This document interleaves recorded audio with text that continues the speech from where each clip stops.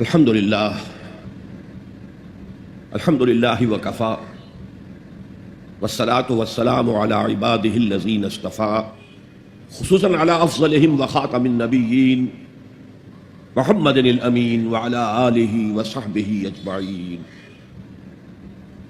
أما بعد فقد قال الله تبارك وتعالى كما ورد في سورة لقمان: أعوذ بالله من الشيطان الرجيم بسم الله الرحمن الرحيم وَلَقَدْ آتَيْنَا لُقْمَانَ الْحِكْمَةَ أَنِ اشْكُرْ لِلَّهِ وَمَنْ يَشْكُرْ فَإِنَّمَا يَشْكُرُ لِنَفْسِهِ وَمَنْ كَفَرَ فَإِنَّ اللَّهَ غَنِيٌّ حَمِيدٌ. وَإِذْ قَالَ لُقْمَانُ لِابْنِهِ وَهُوَ يَعِظُهُ يَا بُنَيَّ لَا تُشْرِكْ بِاللَّهِ إِنَّ الشِّرْكَ لَظُلْمٌ عَظِيمٌ. وَوَصَّيْنَا الْإِنسَانَ بِوَالِدَيْهِ حملته أمه وهنا على وهن وفصاله في عامين أن اشكر لي ولوالديك إلي المصير وإن جاهداك على أن تشرك بي ما ليس لك به علم فلا تطعهما وصاحبهما في الدنيا معروفا واتبع سبيل من أناب إلي ثم إلي مرجعكم فأنبئكم بما كنتم تعملون. يا بني إنها إن تك مثقال حبة من خردل فتكن في صخرة أو في السماوات أو في الأرض يأت بها الله إن الله لطيف خبير. يا بني أقم الصلاة وأمر بالمعروف وانه عن المنكر واصبر على ما أصابك إن ذلك من عزم الأمور ولا تصعر خدك للناس ولا تمش في الأرض مرحا إن الله لا يحب كل مختال فخور واقصد في مشيك واغضض من صوتك إن أنكر الأصوات لصوت الحمير. صدق الله العظيم. رب اشرح لي صدري ويسر لي أمري واحلل عقدة من لساني يفقهوا قولي. اللهم ربنا ألهمنا رشدنا واعذنا من شرور أنفسنا. اللهم أرنا الحق حقا وارزقنا اتباعه وأرنا الباطل باطلا وارزقنا اجتنابه آمین یا رب العالمین. معزز حاضرین اور محترم خواتین، السلام علیکم ورحمۃ اللہ وبرکاتہ. ہماری آج کی گفتگو کا عنوان اور موضوع مشکلات القرآن میں سے ہے. ہمارے دین کے گہرے فہم سے تعلق رکھنے والا ہے. آیا ایمان کل کا کل کسی نبی کے ان امور ایمانی کی اطلاع دینے پر منحصر ہے، یا اس ایمان کی کوئی جڑ عقل انسانی اور فطرت انسانی میں موجود ہے؟ یہ گویا کہ ماہیت ایمان، حقیقت ایمان کے موضوع سے بہت گہرے تعلق رکھنے والا موضوع ہے. اس کے لیے سب سے پہلے ہم نے منتخب کیا ہے ایک ایسے شخص کے ذکر کو جو نہ نبی تھا نہ کسی نبی کا پیروکار تھا، صرف ایک حکیم اور دانا اور سلیم الفطرت اور سلیم العقل انسان تھا. وہ اپنے غور و فکر سے اور اپنی فطرت کے اندر چھپی ہوئی شہادتوں سے ایمان کے ضمن تک کہاں تک پہنچا، یہ در حقیقت اس موضوع پر ایک مثال ہے جو قرآن میں پیش کی گئی ہے. حضرت لقمان عرب میں مشہور تھے، ایک بہت دانا اور حکیم انسان. ان کے مقولے مشہور تھے، انہیں کوٹ کیا جاتا تھا. جیسے آپ دیکھتے ہیں میں اپنے خطابات میں علامہ اقبال کو کوٹ کرتا ہوں، ایسے ہی ان کو بھی کوٹ کیا جاتا تھا، ان کے اقوال افعال. لیکن وہ عرب نہیں تھے. وہ نوبیا ایک علاقہ ہے کہ جو موجودہ سوڈان اور مصر کی سرحد کے قریب، حصہ سوڈان کا ہے لیکن مصر کے سرحد کے ساتھ ملحق، وہاں کے رہنے والے انسان تھے. سوسائٹی کے کسی اونچے طبقے سے تعلق نہیں تھا، پیشے کے اعتبار سے بڑھئی تھے، کارپینٹر تھے. لیکن اللہ تعالیٰ جس کو چاہے حکمت سے نواز دے. وَمَن يُؤْتَ الْحِكْمَةَ فَقَدْ أُوتِيَ خَيْرًا كَثِيرًا. جس کو اللہ تعالیٰ حکمت عطا کر دے اس کو تو گویا خیر کثیر عطا کر دیا گیا۔ شاہ ولی اللہ دہلوی رحمۃ اللہ علیہ کی ایک تالیف کا نام خیر کثیر بھی ہے، جیسے حجت اللہ البالغہ ان کی مشہور ترین کتاب ہے۔ تو خیر کثیر کیا ہے؟ حکمت۔ اس پہلو سے جیسا کہ میں عظمت قرآن کے ضمن میں عرض کر چکا ہوں کہ تعلیم و تربیت نبوی علی صاحب الصلاۃ والسلام کا جو ٹاپ کا درجہ ہے وہ تعلیم حکمت ہے۔ یتلو علیہم آیاتہ ویزکیہم ویعلمہم الکتاب والحکمہ۔ حضرت لقمان کو اللہ تعالیٰ نے حکمت عطا کی۔ اسی طرح حضرت یحییٰ کے بارے میں آتا ہے وَآتَيْنَاهُ الْحُکْمَ صَبِیًّا، ہم نے اسے بچپن ہی میں حکمت عطا کر دی تھی۔ یہ جو حضرت لقمان ہیں، میں نے ان کے ضمن میں دو لفظ استعمال کیے ہیں، سلیم الفطرت، سلیم العقل۔ پہلے ان کو ڈیفائن کر لیجیے۔ انسان میں ایک عقل ہے، اور یہ ہمارے وجود حیوانی کا حصہ ہے۔ تمام حیوانات میں عقل ہے، تھوڑی ہے، کم ہے، لیکن ہے۔ انسان میں یہ عقل ترقی کرتے ہوئے بہت بلندی پر پہنچی ہے۔ اسی عقل کا ظہور ہوا ہے بڑے بڑے فلسفیوں کی شکل میں۔ سقراط، افلاطون، ارسطو، یہ کون تھے؟ تو عقل جو ہے یہ خود اپنی جگہ پر ایک روشنی ہے، لیکن یہ انتہائی مقصود تک نہیں پہنچا سکتی، اس کی لمیٹیشنز ہیں۔ اقبال کہتا ہے گزر جا عقل سے آگے کہ یہ نور چراغ راہ ہے، منزل نہیں ہے۔ یہ راستہ تو دکھاتی ہے لیکن منزل تک نہیں پہنچا سکتی۔ دوسری طرف لفظ فطرت ہے، فطرت اسے کہتے ہیں۔ فطرت کا تعلق انسان کے روحانی وجود سے ہے۔ یہ روحانی وجود جو ہے اپنے اندر کچھ گواہیاں لیے ہوئے ہے۔ اس وجود کے اندر اللہ کی معرفت اور اللہ کی محبت موجود ہے، لیکن پوٹینشل فارم میں ہے، بالقوہ ہے۔ اس کا ظہور ایک پروسیس سے ہوتا ہے۔ اس پروسیس پر ہم بعد میں آج گفتگو کریں گے انشاءاللہ۔ ابھی صرف ان دونوں اصطلاحات کو پہچان لیجیے۔ عقل خالص سے اگر کوئی شخص اس کائنات کی گتھی کو سلجھانا چاہے گا، عقل خالص، فطرت کو نظر انداز کرتے ہوئے، فطرت کے اشاروں کو نظر انداز کرتے ہوئے،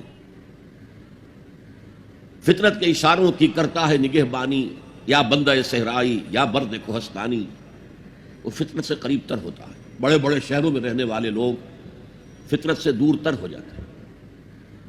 بہت سے لوگوں کو آسمان دیکھنے کا موقع نہیں ملتا۔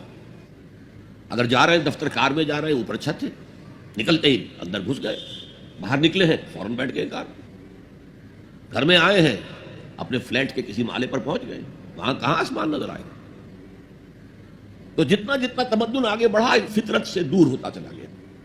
لیکن اس فطرت کے اندر جو شہادت مضمر ہے وہ ایک بہت بڑی حقیقت ہے۔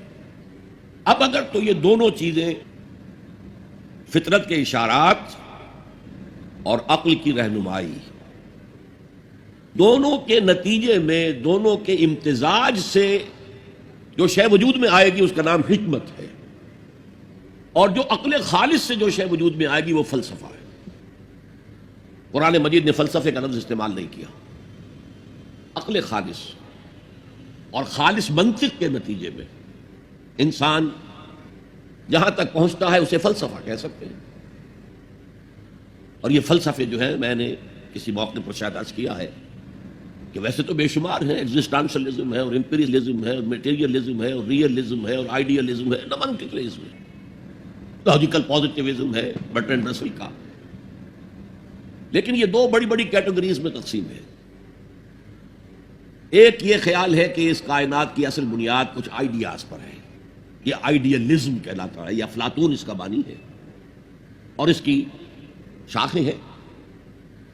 ایک یہ کہ نہیں، اصل وہ نہیں، تصورات نہیں، اصل یہ کائنات ہے، یہ ریئل ہے، یہ ریئلزم کہلاتا ہے، اسی کی شاخیں ہیں، امپیریلزم، میٹیریلزم، لاجیکل پازیٹیوزم وغیرہ وغیرہ۔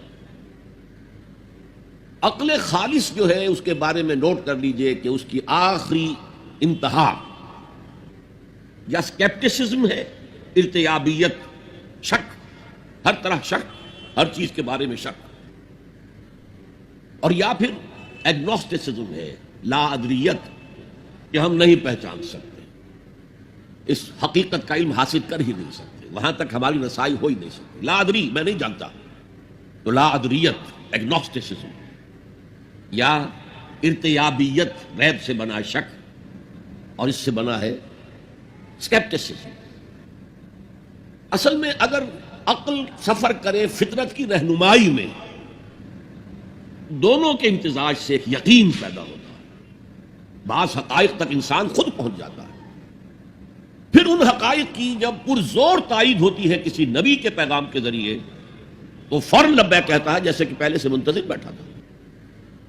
دیکھنا تقریر کی لذت کے جو اس نے کہا، میں نے یہ جانا کہ گویا یہی میرے دل میں تھا۔ وہ ایسے آتا ہے، والہانہ آتا ہے، جیسے ابو بکر صدیق آئے۔ حضور فرماتے ہیں، میں نے جس شخص کے سامنے بھی دعوت رکھی اپنی، اس نے کچھ نہ کچھ توقف ضرور کیا، کچھ غور و فکر کے لیے وقت صرف کیا، کچھ نہ کچھ تردد رہا اس کو، سوائے ابو بکر کے، کہ میں نے جیسے ہی اس کے سامنے دعوت رکھی، اس نے فوراً تصدیق کی۔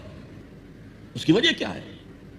وہ ان مقامات پر خود پہنچ چکے تھے اپنی عقل اور فطرت کی رہنمائی میں، تبھی تو تصدیق کر سکتا ہے، ورنہ کتنی بڑی بات ہے، میں اللہ کا رسول ہوں، مجھے مانو، ایمان لاؤ مجھ پر۔ لیکن یہ کہ اگر اندر وہ کچھ موجود ہے پہلے سے، اس بات کی دعوت دے رہے ہیں، تو اس کی تصدیق میں کوئی دیر نہیں لگے گی۔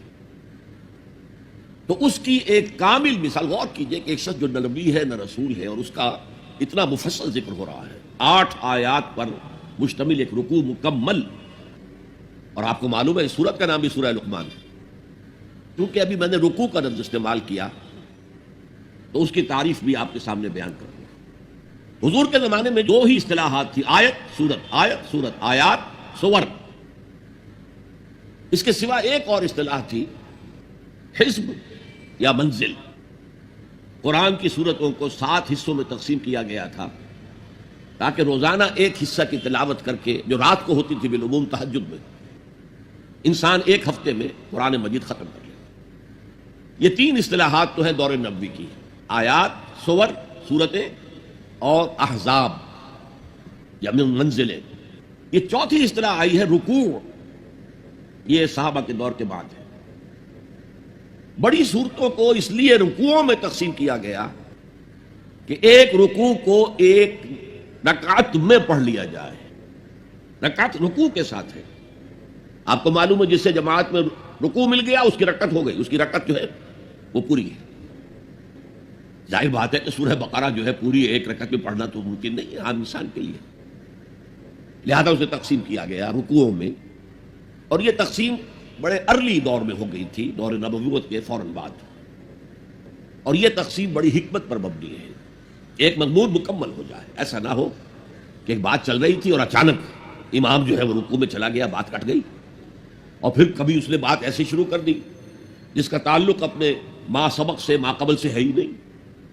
یہ کام کرتے ہیں وہ ائمہ جو عالم نہیں ہیں، حافظ ہیں، قاری ہیں، عالم نہیں ہیں، اور اس میں بسا اوقات بڑی شدید تکلیف ہوتی، کوفت ہوتی۔ تو یہ رکوع جو ہے ان میں بڑی صورتوں کو تقسیم کیا گیا تاکہ اتنے حصے ہو جائیں کہ ایک رکعت میں ایک انسان تلاوت کر لے اور مضمون پورا ہو جائے، بات کہیں درمیان میں نہ ٹوٹے۔ اب دیکھیے اس پورے رکوع کا اس وقت درس دینا میرے لیے ممکن نہیں ہے، اس کو میں نے صرف ایک شہادت کے طور پر پیش کیا ہے، لیکن اس کے ذریعے ہمیں معلوم ہو جائے گا کہ عقل و فطرت کی رہنمائی میں انسان کہاں تک پہنچ سکتا ہے، جہاں سے آگے صرف عقل و فطرت رہنمائی نہیں کر سکتی۔ فرمایا وَلَقَدْ آتَيْنَا لُقْمَانَ الْحِكْمَةَ أَنِ اشْكُرْ لِلَّهِ، ہم نے لقمان کو حکمت عطا کی تھی کہ کر شکر اللہ۔ گویا کہ حکمت کا لازمی نیسیسری تقاضا، نتیجہ اللہ کا شکر ہے۔ اب اس میں دیکھیے 2 چیزیں مل گئی، شکر اور اللہ کا شکر۔ کس کا شکر؟ ایک کا تعلق فطرت سے ہے، آپ کی فطرت کے اندر یہ شے مضمر ہے، انہیرنٹ ہے کہ اگر کوئی آپ کے ساتھ کوئی خیر کرے، بھلائی کرے، آپ کی کسی ضرورت کو پورا کرے، تو اس کے لیے ایک جذبہ تشکر پیدا ہو، جذبہ امتنان قلب میں پیدا ہو۔ اور آپ اگر کلچرڈ انسان ہیں تو آپ پھر اسے زبان سے بھی ادا کریں گے، جناب آپ کا بہت شکریہ، آپ نے میری یہ ضرورت پوری کی۔ شکر فطرت انسانی کی صحت کی علامت ہے، جس کو میں نے کہا سلیم الفطرت، یہاں تک کہ یہ حیوانات میں موجود ہے۔ آپ کسی پیاسے جانور کے سامنے پانی کی بالٹی رکھ کے اب وہ دیکھیے، جب وہ اپنی پیاس بجھا کر نگاہیں اٹھا کر آپ کو دیکھے گا تو اس کی آنکھوں کے اندر جذبہ تشکر جو ہے جھلکتا ہوا صاف نظر آ جائے۔ تو فطرت کا تقاضا ہے، فطرت کی صحت کا تقاضا ہے کہ جذبہ تشکر موجود ہے۔ عقل کا تقاضا یہ ہے کہ اس ہستی کو پہچانے جس کے لیے کہ یہ شکر ہے۔ سب سے پہلے آپ کو معلوم ہے، جیسے کہ آگے چل کر آیا، انشکر لی ولوالدیک، سب سے پہلا شکر جو انسان میں ہوتا ہے وہ اپنے والدین کے لیے ہوتا ہے۔ پالا پوسا، تکلیفیں اٹھائیں، اپنا پیٹ کاٹا اور ہمیں کھلایا، اپنی نیند جو ہے کھوئی، لیکن ہمارے اگر کوئی ہماری تکلیف لاحق تھی تو اس کا مداوع کرتے رہے۔ اس سے آگے انسان سوچتا رہا، اس ہوا سے مجھے بہت فائدہ ہوتا ہے، یہ آگ میرے لیے بہت مفید ہے، سب سے بڑھ کر یہ سورج ہے۔ تو ان کے لیے بھی ایک جذبہ تشکر ابھرا۔ لیکن ایک شکر تو اس ہستی کا ہوتا ہے جس کو انسان خود بھی کوئی بدلہ دے سکے۔ ہل جزاء الاحسان الا الاحسان، والدین کے تشکر کا آپ حق ادا کر سکیں گے اگر بوڑھے والدین آپ کے پاس ہوں۔ اما یبلغن عندک الکبر احدہما او کلاہما فلا تقل لہما اف ولا تنہرہما وقل لہما قولا کریما واخفض لہما جناح الذل من الرحمۃ وقل رب ارحمہما کما ربیانی صغیرا۔ اور اگر تمہارے پاس تمہارے والدین میں سے کوئی ایک یا دونوں بڑھاپے کی عمر کو پہنچ ہی جائیں تو دیکھنا کبھی انہیں اف تک نہ کہنا، کبھی انہیں جھڑکنا نہیں، ان سے بات کرنا بہت ادب کے ساتھ، اور اپنے کندھوں کو جھکا کر رکھنا ان کے سامنے، سینہ تان کے بات نہ کرنا۔ اور سب سے بڑھ کر یہ کہ اللہ سے دعا کرنا کہ اللہ میں ان کا حق ادا کرنے سے قاصر ہوں، تو ہی ان پر رحم فرما، میں تجھ سے رحم کی درخواست کر رہا ہوں، میری اس درخواست کو شرف قبول عطا کرتے ہوئے ان پر رحم فرما۔ یہ گویا کہ آخری ہے، وقل رب ارحمہما کما ربیانی صغیرا۔ بہرحال بڑھاپے میں خدمت کی ہے تو کچھ نہ کچھ تو حق ادا کیا ہے۔ لیکن اگر کسی ایسے شے کا معاملہ ہے، میں بہت زیادہ وقت نہیں دینا چاہتا اور درمیانی کڑیاں بھی بیان کرتا، سورج ہے کہ اس کی ساری حرارت سے یہ سارا نظام چل رہا ہے۔ یہ بھی کہتے ہیں سورج ہی کا ٹوٹا ہوا ٹکڑا ہے یہ زمین، اسی سورج کی حرارت سے فصلیں پکتی ہیں، اسی سورج کا عمل تو ہے جو پانی کو بخارات بنا کر اٹھا رہا ہے سمندر سے، اسی سورج کے اتار چڑھاؤ سے ہواؤں کا نظام ہے، اسی سولر انرجی کو توارے درخت جو ہے جذب کر رہے ہیں، اور ان کی لکڑی کو جلا کر وہی سولر انرجی ان میں سے تم نکال لیتے ہو۔ گویا کہ انسانی زندگی کا جہاں تک انسان سوچ سکتا وہ دار و مدار سورج پر ہے۔ لیکن سورج کا شکریہ کیسے ادا کریں، اس کے ساتھ کیا احسان کریں، کیا بھلائی کریں، کیا خدمت کریں؟ لیکن اگر نہ کیا جا سکے تو آدمی سر ٹیک دیتا ہے، تعظیم کرتا ہے، یہیں سے شکر بڑھ کر عبادت کی شکل اختیار کرتا ہے۔ اور آپ کو معلوم ہے پوری دنیا میں اللہ کے سوا سب سے زیادہ جس کو پوجا گیا ہے وہ سورج ہے۔ لیکن عقل کی ایک چھلانگ اور ہے، صرف ایک چھلانگ۔ یہ سورج اور چاند تو ایک نظام میں جکڑے ہوئے معلوم ہوتے ہیں، ہر روز ایک ہی نظام سے معاملہ چل رہا ہے، کوئی اور ہے جس کے نظام میں یہ جکڑے ہوئے ہیں؟ یہ ایک چھلانگ ہے۔ یہی چھلانگ لگائی حضرت ابراہیم علیہ السلام نے، تارا ستارہ چاند سورج سب کی نفی کر کے، انی وجہت وجہی للذی فطر السماوات والارض حنیفا وما انا من المشرکین۔ یہ ہے عقل کا معاملہ۔ فطرت شکر کا جذبہ ہے، عقل اس ہستی کو پہچان لینا کہ جو تمام ہماری نعمتوں کا عطا کرنے والا ہے۔ انشکر للہ، شکر کر اللہ کا، وَمَن يَشْكُرْ فَإِنَّمَا يَشْكُرُ لِنَفْسِهِ، اور جو کوئی شکر کرتا ہے اللہ کا وہ اپنے ہی بھلے کو کرتا ہے۔ کیوں؟ اب اس کی شخصیت کے ارتقاء کے لیے، ترقی کے لیے، استحکام کے لیے ایک راک فاؤنڈیشن فراہم ہو گئی ہے۔ اس کی شخصیت کا ارتقا ہوگا، اس کی شخصیت بنے گی، اس کی خودی توانا ہوگی۔ ومن کفر، اب یہاں پہچانیے لفظ کفر کو، یہ شکر کے مقابلے میں آ رہا ہے۔ ومن کفر، کفر کے معنی جو ہے اصل میں چھپا لینا ہے۔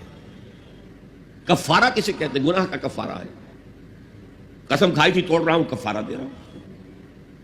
یا کہیں کہہ بیٹھا تھا اپنی بیوی کو تم میری ماں کی طرح ہو، اس کو کفارہ دینا ہے، سورہ مجادلہ میں ذکر ہے۔ تو ڈھانپ دینا یعنی فطرت سے ابھرنے والے اس جذبے کو روک دینا، جذبہ تشکر کو دبا دینا، یہ کفر ہے۔ اور اس کے ساتھ ایک لفظ جو بہت عام آتا ہے، الذین کفروا وکذبوا بآیاتنا، کفر تو خود اس نے کیا ہے، اس کے اندر فطرت جو تھی اس فطرت کو اس نے دبایا ہے۔ سیکنڈریلی جب رسول کی دعوت سامنے آئی ہے، آیات سامنے آئی، ان کا انکار کیا ہے، تکذیب کی۔ یہ دو چیزیں ایک نہیں ہے، ہم مانی نہیں ہے۔ یہ ایسا نہیں ہے کہ جیسے گورا چٹا، یہ گویا کہ ایک ہی مفہوم کے لیے دو الفاظ ہیں، نہیں نہیں، کفر اور شے ہے، تکذیب بالکل دوسری شے ہے، جھٹلا دینا۔ تو ومن کفر فإن اللہ غنی حمید، تو اللہ تعالیٰ تو غنی ہے، اسے کوئی احتیاج نہیں ہے کہ کوئی اس کی تعریف کرے نہ کرے، اس کا کوئی شکر ادا کرے نہ کرے۔ وہ حمید ہے، اپنی ذات میں خود ستودہ صفات ہے، خود محمود ہے، کوئی حمد کرے نہ کرے۔ البتہ حمد کے معنی یہاں سمجھ لیجئے، حمد شکر اور ثنا دونوں سے مل کر بنتا ہے۔ الحمدللہ کل ثنا بھی اللہ کے لیے ہے اور کل شکر بھی اللہ کے لیے۔ انشکر للہ ومن یشکر فانما یشکر لنفسہ ومن کفر فإن اللہ غنی حمید۔ اسی کے ساتھ عقل قدم آگے بڑھتی ہے۔ وَإِذْ قَالَ لُقْمَانُ لِابْنِهِ وَهُوَ يَعِظُهُ يَا بُنَيَّ لَا تُشْرِكْ بِاللَّهِ، ذرا یاد کرو جب کہ کہا تھا لقمان نے اپنے بیٹے سے، اور وہ اسے واعظ کہہ رہے تھے، نصیحت کر رہے تھے۔ عام طور پر یہی خیال ہے کہ یہ انتقال کے وقت کی نصیحت اور وصیت تھی۔ اب ظاہر بات ہے کہ انسان اپنے انتقال کے وقت اپنے بیٹے کو وہی باتیں بتائے گا جو اہم ترین ہیں اس کے نزدیک، اس کی زندگی کا حاصل ہے۔ دولت مند شخص اپنے دولت کا حساب بتائے گا، کہاں کہاں کس کس شکل میں ہے۔ حکیم انسان کے لیے اس کی حکمت ہی اس کا اصل خزانہ ہے، دولت ہے۔ تو اس حکمت کا خلاصہ اور لب لباب ہے جو حضرت لقمان منتقل کر رہے ہیں اپنے بیٹے کو۔ اسی کو اقبال نے کہا تھا کہ یہی ہے متاع فقیر، میرے قافلے میں لٹا دے اسے، لٹا دے ٹھکانے لگا دے اسے۔ میرے پاس جو حکمت ہے، جو بھی میں نے قرآن سے اخذ کی ہے حکمت، یہی کچھ ہے۔ ساقی متاع فقیر، اس اے ساقی متاع فقیر یہی کچھ ہے، میرے قافلے میں لٹا دے اسے، لٹا دے ٹھکانے لگا دے اسے۔ اب حضرت لقمان کیا کہہ رہے ہیں؟ پہلی وصیت، پہلی نصیحت، اللہ کے ساتھ شرک نہ کرنا۔ یہ بھی عقل کا تقاضا ہے۔ یہ پورا نظام کائنات کا اتنا مرکزیت لیے ہوئے ہے، اس کے اجزاء آپس میں اس طرح مربوط ہیں کہ یہاں کنٹرول کسی ایک ہی ہستی کا چل سکتا ہے، دو کا نہیں۔ دو کا ہوگا لفسدتا، اللہ کے سوا بھی کوئی الہ ہوتا تو کائنات میں فساد ہو جاتا ہے۔ ایک کی مرضی یہ ہے، دوسرے کی یہ ہے۔ قرآن میں یہ بھی آیا ہے کہ پھر ہر جو الہ، ہر خالق اپنی شے لے کے علیحدہ ہو جائے گا۔ ایک ہستی ہے جو اس کائنات کو کنٹرول کر رہی ہے، ایک ذہن ہے جو اس کائنات میں کار فرما ہے، ایک حکمت ہے جو اس پوری کریشن کی پشت پر ہے۔ ایک قل هو اللہ احد، یہ ہے حکمت کا دوسرا نتیجہ عقل کے اعتبار سے۔ لا تشرک باللہ، اب یہاں میں شرک کی اقسام میں بیان کر سکتا، ان الشرک لظلم عظیم، یقیناً شرک بہت بڑی زیادتی ہے، بہت بڑا ظلم ہے۔ ظلم کسے کہتے ہیں؟ عربی میں اس کو کہتے ہیں وضع شیء فی غیر محلہ، کسی شے کو اس کے اصل مقام سے ہٹا دینا۔ اور شرک کی دو ہی شکلیں ہیں، یا تو خدا کو اس کے اصل مقام رفیع سے اتار کر مخلوقات کی صف میں لے آتے ہیں، اس میں کوئی احتیاج ثابت کر دیتے ہیں، یا جیسے تورات میں اس کے جو بھی مرتبین تھے، اس کی تباہی کے بعد 587 قبل مسیح میں تورات تباہ ہو گئی تھی، اس کے کچھ 100 سال بعد کچھ لوگوں نے اپنی یادداشتوں سے مرتب کی ہے، وہ ہے اس وقت تورات کے نام سے جو دنیا میں ہے، اصل تورات نہیں ہے۔ اس کے جو مرتبین ہیں انہوں نے یہ بھی لکھ دیا ہے کہ حضرت یعقوب کی اور اللہ کی کشتی ہوئی اور حضرت یعقوب نے اللہ کو پچھاڑ دیا. یہ بھی ہے انسانی سطح پر لے آئے, یا پھر مخلوقات میں سے کسی کو اللہ کی جگہ پہنچا دیا. دونوں جو ہیں ظلم, یعنی وضع الشیء فی غیر محلہ, شے کو اس کی اصل حقیقت سے, اصل جگہ سے, اصل مقام سے, اصل مرتبے سے ہٹا دینا. ان الشرک لظلم عظیم. شرک فی الذات بدترین شرک ہے, اللہ کی ذات میں بیٹا ماننا, بیٹی ماننا, یا یہ اللہ ہی نے اس کائنات کی شکل اختیار کر لی, ہر چیز خدا ہے. فلسفوں میں یہ ہماؤس کا فلسفہ, یہ شرک فی الذات کی بدترین صورت ہے, بدترین صورت ہے. پھر شرک فی صفات ہے. بدقسمتی سے ہماری زبان میں الفاظ, صفات کے لیے جو الفاظ ہیں وہ مشترک ہیں اللہ میں اور مخلوق میں. اللہ موجود ہے, ہم بھی موجود ہیں. اللہ علیم ہے, ہم بھی علیم ہے, عالم ہے, علامہ بھی ہے, علامہ. یہ جو اشتراک لفظی ہے اس سے بھی مغالطے پیدا ہوتے ہیں. اللہ کی جملہ صفات اس کی ذاتی ہے, قدیم ہے جیسے اس کی ذات قدیم ہے, اور غیر انتہائی ہے, لامحدود ہے. جبکہ مخلوقات کی ہر صفت عطائی ہے, اللہ کی دی ہوئی ہے, ذاتی نہیں ہے, محدود ہے, لامحدود نہیں ہے. اور جیسے اس کا وجود حادث ہے اس کی صفت بھی حادث ہے. یہ فرق اگر ملحوظ رہے تب تو آدمی بچ جائے گا شرک فی صفات سے, ورنہ گڑبڑ ہو جاتا ہے معاملہ. پھر شرک فی الحقوق ہے, اللہ کا حق ہے کہ اس کی بندگی کی جائے, اس کا حکم مانا جائے, اس کا قانون نافذ کیا جائے, اس کی حاکمیت تسلیم کی جائے. اس میں اگر آپ آ کر شریک ہو گئے, ہم خود حاکم ہیں, حاکمیت جمہور, سلطانی جمہور کا آتا ہے زمانہ, جو نقش کہن تم کو نظر آئے مٹا دو, شرک ہے. فرعون خدائی کا دعویٰ کر کے عظیم ترین شرک کا ارتکاب کر رہا تھا. نمرود نے خدائی کا دعویٰ کیا, عظیم ترین شرک کا ارتکاب کر رہا تھا. یہ شرک کی میں نے 3 موٹی, اس میں تفاصیل ہیں بہت. تو اس قال لقمان لابنہ وهو یعظہ یا بنی, اب بنیہ کو نوٹ کیجئے, اے میرے چھوٹے سے بچے. اس کا یہ مطلب نہیں ہے, یہ پیار سے ہے. والدین کے لیے بیٹے جوان ہو جائے تب بھی بچے ہی رہتے ہیں, وہ محبت ان سے اسی طرح کرتے ہیں جیسے چھوٹے بچوں سے کی جائے. تو یہ اس میں تصغیر ہے, یا بنی, اے میرے چھوٹے سے بچے, لا تشرک باللہ, اللہ کے ساتھ شرک مت کیجو, ان الشرک لظلم عظیم, شرک بہت بڑا ظلم ہے. ووصینا الانسان بوالدیہ. اب حضرت لقمان کی نصیحتوں کا سلسلہ توڑ کر بیچ میں اللہ ایک وصیت خود اپنی کر رہے ہیں یا اس کا اثبات کر رہے ہیں. اور ہم نے وصیت کی ہے انسان کو اس کے والدین کے بارے میں. یہ بھی فطرت انسانی میں ہے, والدین کا شکر ادا کرنا, والدین کے حقوق تسلیم کرنا, ماننا, ان کی خدمت کرنا. بچپن میں انہوں نے انگلی پکڑ کر تمہیں چلایا تھا, اب ہو سکتا ہے بوڑھے باپ کو انگلی پکڑ کر آپ کو چلانا پڑے.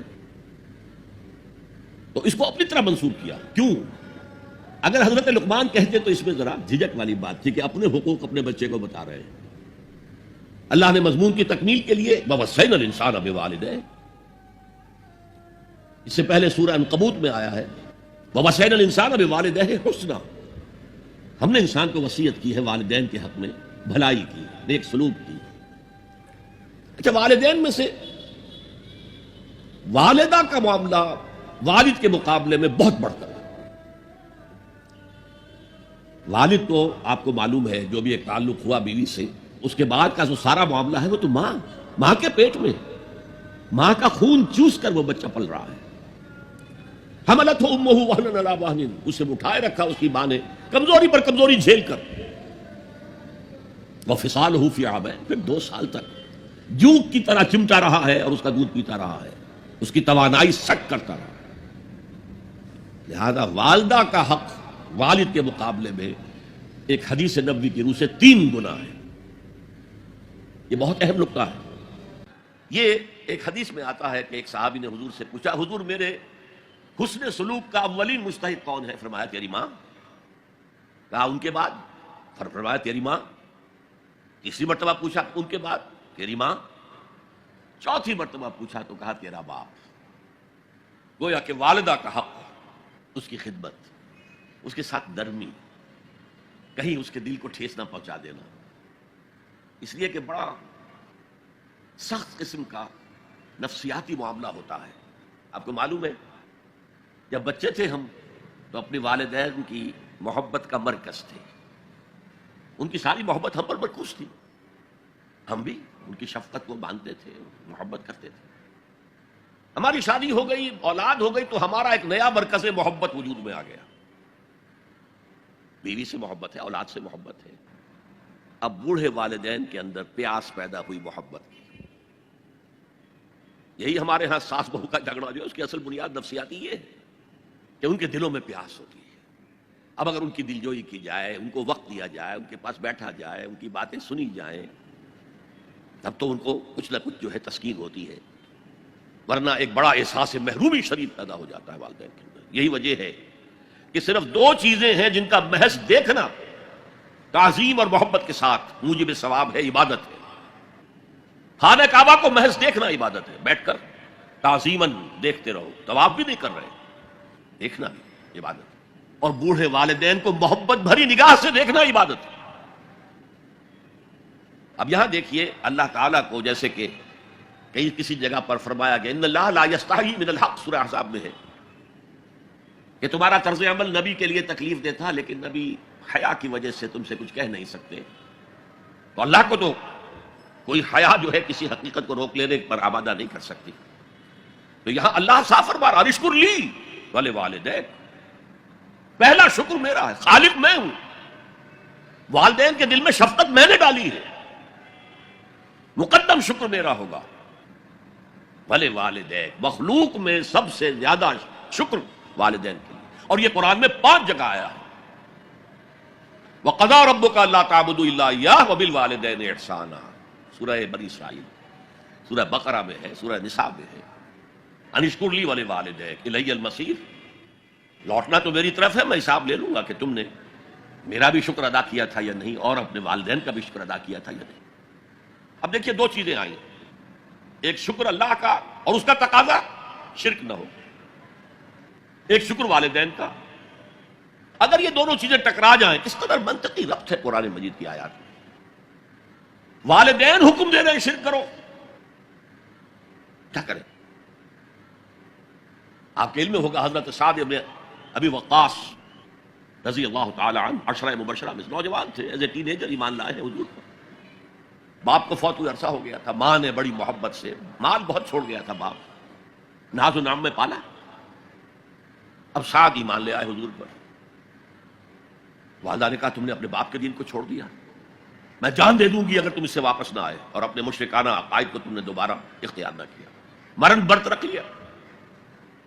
اب کیا بیت رہی ہوگی، کس قدر سلیم الفطرت نوجوان تھا سعد، جو نوجوانی میں حضور پر ایمان لایا۔ لیکن فطرت کے اندر جو چیز مثبت تھی، والدین کا ادب، اللہ جسے اپنی طرف منسوب کر رہا ہے وہ فطرت ہے۔ اب یہ ٹکرا رہے ہیں، کیا کریں؟ آیت نازل ہوئی، اور یہ آیت سورہ عنکبوت میں بھی ہے، جیسا کہ میں نے بیان کیا کہ نہیں، یہاں اگر وہ تمہیں مجبور کرے، جاہداکا کا لفظ بھی یہاں پہ نوٹ کیجئے، اگر تم سے جہاد کرے، یہ جہاد صرف مسلمان نہیں کرتا، جہاد تو کافر بھی کرتا ہے، مشرک بھی کرتا ہے، لیکن جہاد ہے، مجبور کر رہے ہیں، پریس کر رہے ہیں کہ اپنے آبائی دین میں واپس آ جائے۔ مصعب بن عمیر کو برہنہ مادرزاد کر کے چچا نے نکال دیا، نہایت ناز و نام میں پلا ہوا نوجوان۔ نہرو جی کے بارے میں کہا جاتا ہے ان کے کپڑے پیرس سے سل کر آتے تھے، ان کا 200 درہم کا جوڑا شام سے تیار ہو کر آتا تھا۔ باپ اتنی دولت چھوڑ گیا، اور جہاں سے مصعب گزر جاتا تھا تو خوشبو اتنی رچی بسی ہوتی تھی ان کے لباس میں کہ پوری گلی، پورا بازار مہک جا رہا ہے، لوگ ہاں مصعب جا رہا۔ جب ایمان لے آئے، چچا نے کہا دیکھو یہ ساری دولت تمہارے مشرک باپ کی ہے، اب نکل جاؤ گھر سے، تمہارا کوئی حق نہیں ہے۔ اٹھ کر چلنے لگے، کہا یہ کپڑے جو تمہارے جسم پر ہیں وہ بھی اسی مشرک باپ کے ہیں، اتار دو، اتار۔ مادرزاد برہنہ ہو کر ماں کے پاس آئے، انہوں نے آنکھوں پر ہاتھ رکھے، وہ سب کیا ہوا ہے؟ کہا ماں میں موحد ہو گیا، یہ ہے توحید۔ موحد اپنے آپ کو سمجھنا کچھ اور ہے، زندہ قوت تھی زمانے میں یہ توحید کبھی، اور اب کیا ہے؟ فقط ایک مسئلہ ہے علم کلام۔ وَإِن جَاهَدَاكَ عَلَىٰ أَن تُشْرِكَ بِي مَا لَيْسَ لَكَ بِهِ عِلْمٌ فَلَا تُطِعْهُمَا۔ اچھا یہ 2 انداز آتے ہیں شرک کے بارے میں، مَا لَيْسَ لَكَ بِهِ علم، تمہارے پاس کوئی علم نہیں ہے ان ہستیوں کے بارے میں جن کے بارے میں کہا جاتا ہے کہ وہ خدا کی شریک ہے۔ عقل جو ہے یہ عقل انسانی تسلیم نہیں کرتی کہ ایک ہی ارادہ ہے، ایک ہی اسکیم ہے، ایک ہی حکمت ہے، ایک ہی پلان ہے جو پوری کائنات کو اپنے احاطے میں لیے ہوئے. یا کہا جاتا ہے ما لم ينزل به سلطانا، کسی ایسی ہستی کو شریک نہ کرو جس کے لیے اللہ نے کوئی سند نہیں اتاری. اللہ اگر کہتا میرے ساتھ یہ بھی شریک ہے تو ٹھیک ہے، ہم اللہ کو سجدہ کرتے ہیں، اس کو بھی کر دیتے ہیں. جیسے کہ حضور سے کہلوایا گیا ان کان للرحمن ولد فانا اول العابدین، اگر رحمان کا کوئی بیٹا ہوتا سب سے پہلے میں عبادت کرتا اس کی. کوئی نہیں ہے، نہ بیٹا ہے نہ بیٹی ہے. قل هو اللہ احد اللہ الصمد لم یلد ولم یولد ولم یکن له کفوا احد. تو فرمایا وَإِن جَاهَدَاكَ عَلَىٰ أَن تُشْرِكَ بِي مَا لَيْسَ لَكَ بِهِ عِلْمٌ فَلَا تُطِعْهُمَا. لیکن یہی توازن دیکھیے، یہ صرف اللہ کے کلام میں ہو سکتا ہے، یہ نہیں کہ پھر ان کو دفاع کرو، ان سے کوئی تعلق نہ رکھو. نہیں، صاحبهما فی الدنیا معروفا، ان کا کہنا تو مت مانو اس معاملے میں. اللہ کا حق احق ہے، بالا تر ہے، لیکن ان کے ساتھ دنیا میں رہو معروف طریقے سے، ان کے حقوق ادا کرو. چاہے مشرک ہے والدین، چاہے کافر ہے والدین، ان کی خدمت تمہارے ذمے ہے، ان کی ضروریات پورا کرنا تمہارے ذمے ہے اپنے مقدرت کے مطابق. صاحبہما فی الدنیا معروفا، اور واتبع سبیل من اناب الی، پیروی والدین کی ضروری نہیں ہے، اطاعت والدین کی لازمی نہیں ہے. لا طاعت لمخلوق فی معصیت الخالق، کسی مخلوق کی اطاعت نہیں کی جا سکتی اگر اس سے خالق کی معصیت لازم آ رہی. تو والدین کے لیے بھی ہے، اطاعت مطلق نہیں ہے، پیروی ان کی ضروری نہیں ہے. پیروی اس کی کرو جس نے اپنا رخ میری طرف کر لیا. ابھی اللہ کا کلام چل رہا ہے نا درمیان میں جو آیا ہے، اتباع اس کی کرو. دیکھو کون ہے جس نے اپنا رخ میری طرف کر لیا ہے، پیروی اس کی کرو، والدین کی نہیں. اسی لیے سورہ بقرہ کے 30 رکوع کی پہلی آیت جہاں حضور کی دعوت کا بیان ہے وہ کیا ہے؟ یا ایھا الناس اعبدوا ربکم الذی خلقکم والذین من قبلکم لعلکم تتقون. اے لوگو، عبادت کرو، بندگی اختیار کرو، پرستش کرو اپنے اس رب کی جس نے تمہیں پیدا کیا، تم سے پہلوں کو بھی پیدا کیا. تمہارے آباء و اجداد بھی تو اسی کی مخلوق تھے، جیسے تم سے خطا ہو سکتی ان سے بھی ہو سکتی تھی. لہذا یہ دلیل نہیں. وہ کہتے تھے ما وجدنا علیہ آبانا، ہم تو اسی کی پیروی کریں گا جس میں ہم نے اپنے آباء و اجداد کو پایا ہے. تو آباء و اجداد کی پیروی ضروری نہیں ہے. وَاتَّبِعْ سَبِيلَ مَنْ أَنَابَ إِلَيَّ ثُمَّ إِلَيَّ مَرْجِعُكُمْ، پھر میری ہی طرف تم سب کو لوٹنا ہے. فَأُنَبِّئُكُمْ بِمَا كُنتُمْ تَعْمَلُونَ، پھر میں گنتی کر کر کے نبأ، تنبیہ، پوری طرح بتا دینا، آگاہ کر دینا. ایک تنبیہ ہے، وارن کرنا، ایک تنبیہ ہے، یہ ہے خبر دے دینا پوری طریقے سے، وضاحت کے ساتھ. نبأ سے ہے یہ. فَأُنَبِّئُكُمْ بِمَا كُنتُمْ تَعْمَلُونَ، جو کچھ کے عمل تم کرتے رہے تھے. اب اس کے بعد پھر حضرت لقمان کی نصیحت. یا بنی انہا ان تک مثقال حبۃ من خردل، اے میرے بچے، انہا، اس میں عمل کا معاملہ ہے. عمل سیئہ ہو یا حسنہ ہو، ہا کی ضمیر مؤنث آئی ہے. انہا نیکی ہو یا بدی ہو. انہا ان تک مثقال حبۃ من خردل، اگر وہ رائی کے دانے کے ہم وزن بھی ہو،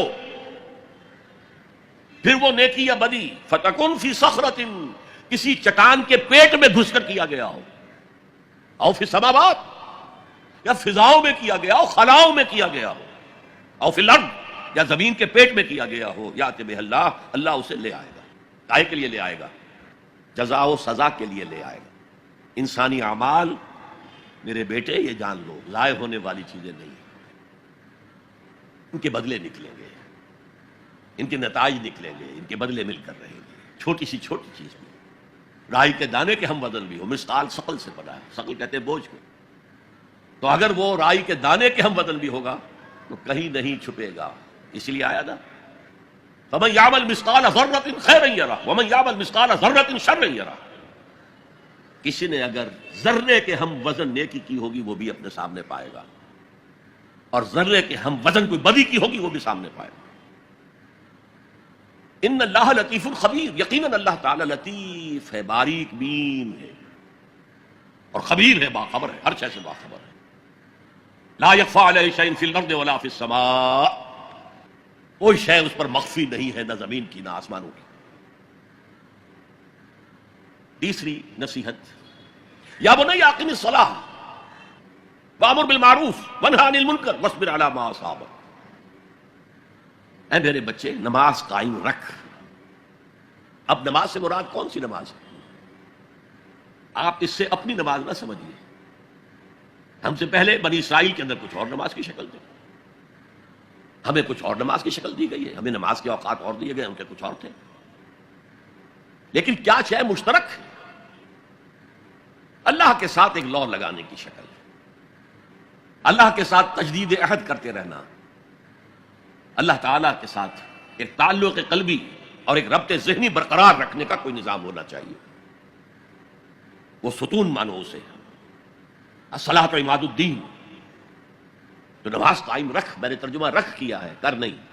ظاہر بات ہے کہ لقمان بھی نماز پڑھتے ہوں گے، جو بھی نماز تھی ان کی، اور یقیناً ان کا بیٹا بھی پڑھتا ہوگا. اس لیے یہاں نماز قائم کر کی بجائے بہتر ترجمہ ہے نماز قائم رکھ. وامر بالمعروف ونہی عن المنکر. اب پھر فطرت کا معاملہ آ گیا. فطرت انسانی واقف ہے کہ یہ شر ہے، یہ خیر ہے، جسے میں نے اس سے پہلے کہا ہے کئی مرتبہ، بیسک ہیومن موریلٹی جو پوری انسانیت کی میراث ہے، ہر مذہب میں وہی ہے. اسی کی بنیاد پر کچھ لوگ ڈیولپ کرتے ہیں فلسفہ وحدت ادیان، لیکن وہ بات درست نہیں ہے. البتہ یہ کہ جہاں تک بنیادی اخلاقی تعلیمات ہیں وہ مشترک ہیں، وہ انسانوں کی مشترک میراث ہے. جھوٹ مت بولو، سچ بولو، وعدہ خلافی نہ کرو، وعدہ پورا کرو. راہ میں کوئی بھٹک رہا ہو تو راستہ دکھاؤ، کوئی اندھا ہے تو انگلی پکڑ کر اسے سڑک پار کرا دو. یہ فطرت انسانی ہے. اس پہلو سے معروف کا لفظ آیا، نیکی کا لفظ نہیں آیا یہاں. جانی پہچانی شے، اذا ساعت کا سیئتک وحرت کا حسنتک فانت مومن. اگر تمہیں کوئی نیکی کا کام کر کے مسرت حاصل ہو، دل میں انشراح ہو جائے اللہ نے مجھے توفیق دی، اور کوئی برا کام کر کے برا لگے یہ میں نے کیا کر دیا، نہیں کرنا چاہیے تھا، تو تم مومن ہو. تو معروف شے ہے، جانی پہچانی چیز ہے نیکی، اور منکر ہے فطرت انسانی اباع کرتی ہے برائی سے. یہ علیحدہ بات ہے کہ انسان جو ہے اپنی فطرت کے خلاف چلتا ہے، اپنے مفادات کو دیکھتا ہے، دنیا پرستی میں غرق ہو گیا ہے کہ اندر سے اس کا ضمیر کانشنس اسے ملامت کرتا ہے تم غلط کام کر رہے. پھر آیا بر میں ہم دیکھ سکے وہ اپنے آپ کو سیٹسفائی کرنے کے لیے کہتا ہے میں فلاں فلاں نیکی کا کام بھی تو کر رہا ہوں، تو اتنا مضطرب کیوں ہے؟ یہ سارا معاملہ معروف منکر، یا بنی اقم الصلاۃ وامر بالمعروف وانہی عن المنکر. اے میرے بچے نماز قائم رکھیو. انتقال کے وقت کی یہ وصیت ہے. اور نیکی کا حکم دیتا رہیو، معروف شے کا پرچار کریو. یہ وہی مضمون آ گیا سورۃ العصر کا، والعصر ان الانسان لفی خسر الا الذین آمنوا وعملوا الصالحات وتواصوا بالحق وتواصوا بالصبر. یا بنی اقم الصلاۃ، یہ عمل صالح. شرک سے بچ گئے، یہ ایمان ہے، توحید ہے. وامر بالمعروف ونہی عن المنکر، حکم دے نیکی کا، بھلائی کا، معروف کا، اور روک منع کر منکر سے، جس سے اباع کرتی ہے انسان کی فطرت، جس میں وہ جانتی ہے کہ یہ کام اچھا نہیں. وَاصْبِرْ عَلَىٰ مَا أَصَابَكَ، وہ صبر بھی آ گیا، وَتَوَاصَوْا بِالصَّبْرِ، اور پھر جو بیتے اس پر صبر کیجو. اس لیے کہ امر بالمعروف اور نہی عن المنکر بڑا کڑوا فعل ہے. یہ خاص طور پر نہی عن المنکر کسی کو اچھا نہیں لگتا، ریزنٹمنٹ ہوتی ہے. بچے بھی جیسا کہ میں عرض کر چکا ہوں، اگر آپ کہہ دیں بھائی یہاں مت کھیلو، یہ کھیلنے کی جگہ نہیں ہے، تو پھر اکثر و بیشتر اپنی عزت سلامت لے کر گھر جانا ممکن نہیں ہوگا. اور جو سب سے بڑا حق ہے،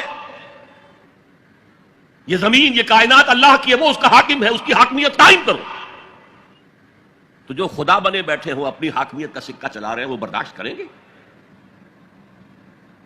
یہ دیکھیے عیسائیت میں یہ تصور موجود ہے. آخر ہے تو حضرت عیسیٰ نبی تھے نا، اللہ کے رسول تھے. ان کی جو سورہ فاتحہ ہے، جیسے ہماری نماز کی کوئی رکعت نہیں ہو سکتی سورہ فاتحہ کے بغیر، اسی طرح لارڈز پریئر ہے ان کی جو سورہ فاتحہ کی جگہ ہے. اور اس میں یہ جملہ Thy kingdom come, Thy will be done on earth as it is in heavens.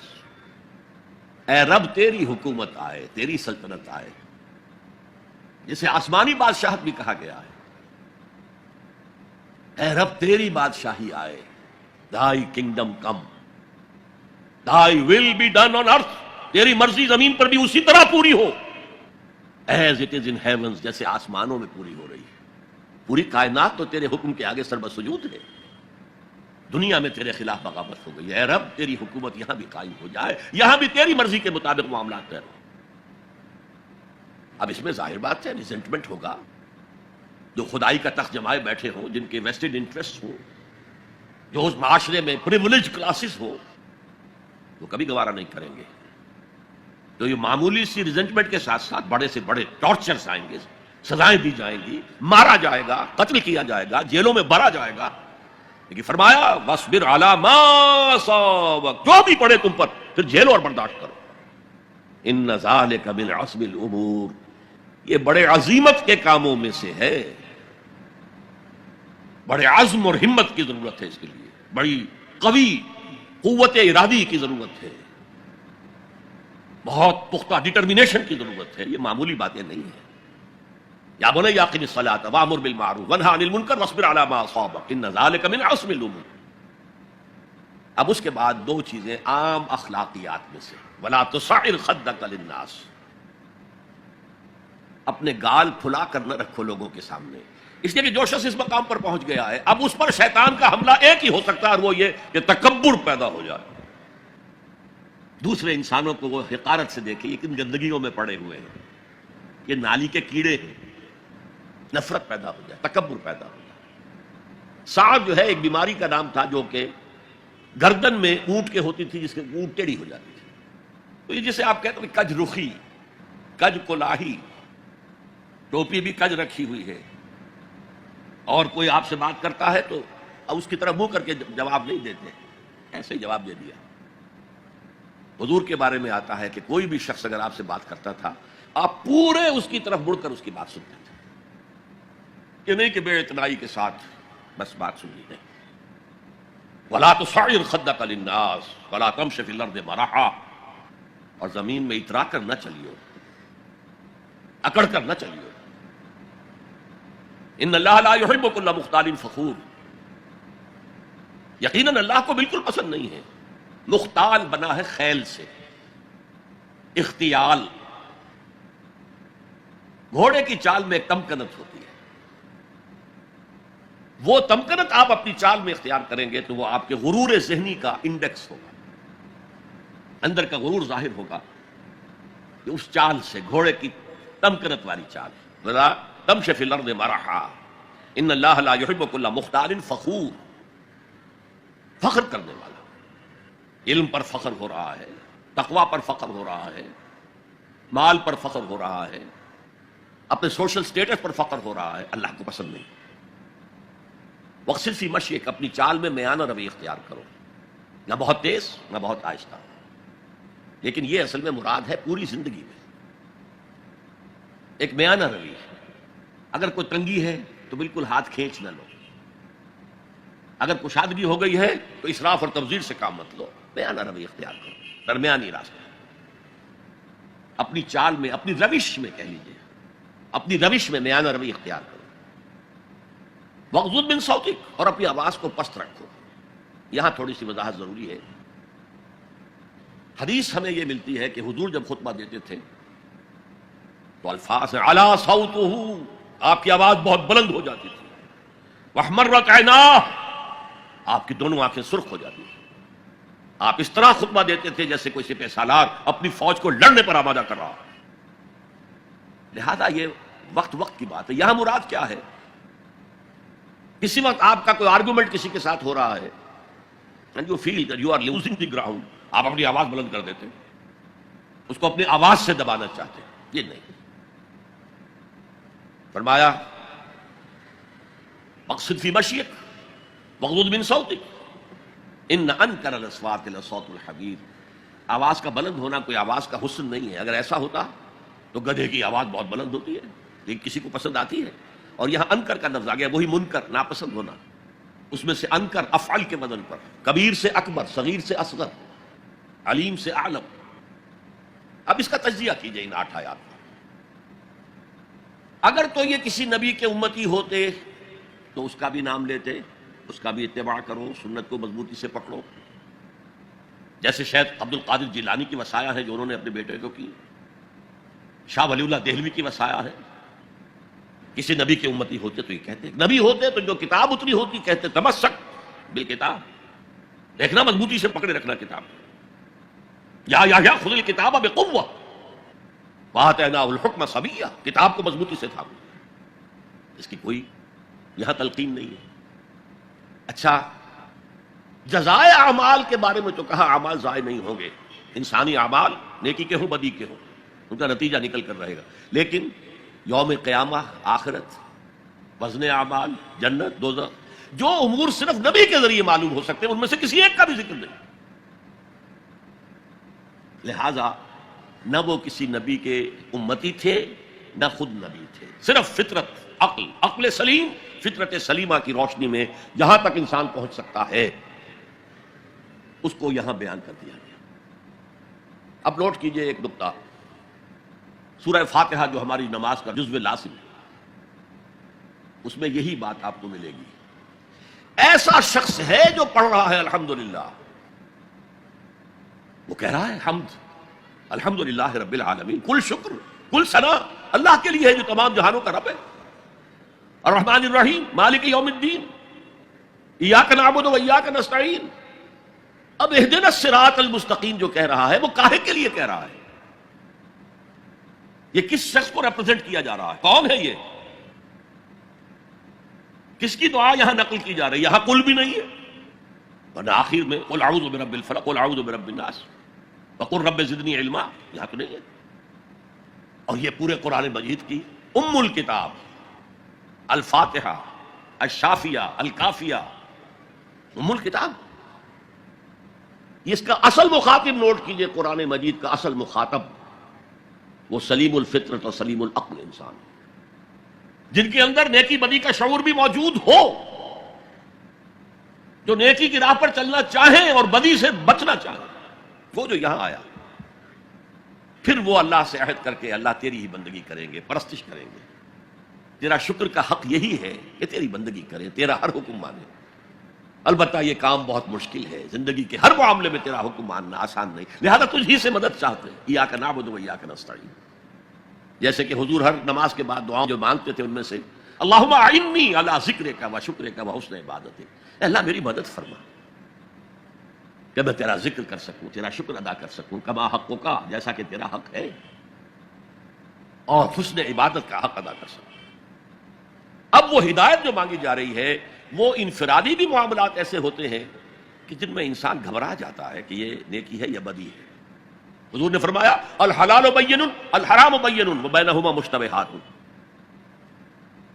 یہ جو درمیان میں آدمی کھڑا ہو جاتا ہے ٹھٹک کر، اور پھر سب سے بڑھ کر نظام اجتماعی، اس تک عقل رہنمائی نہیں کر سکتی. عقل انسانی مجبور ہے کہ گھٹنے ٹیک کر اللہ سے دعا کرے اہدنا الصراط المستقیم.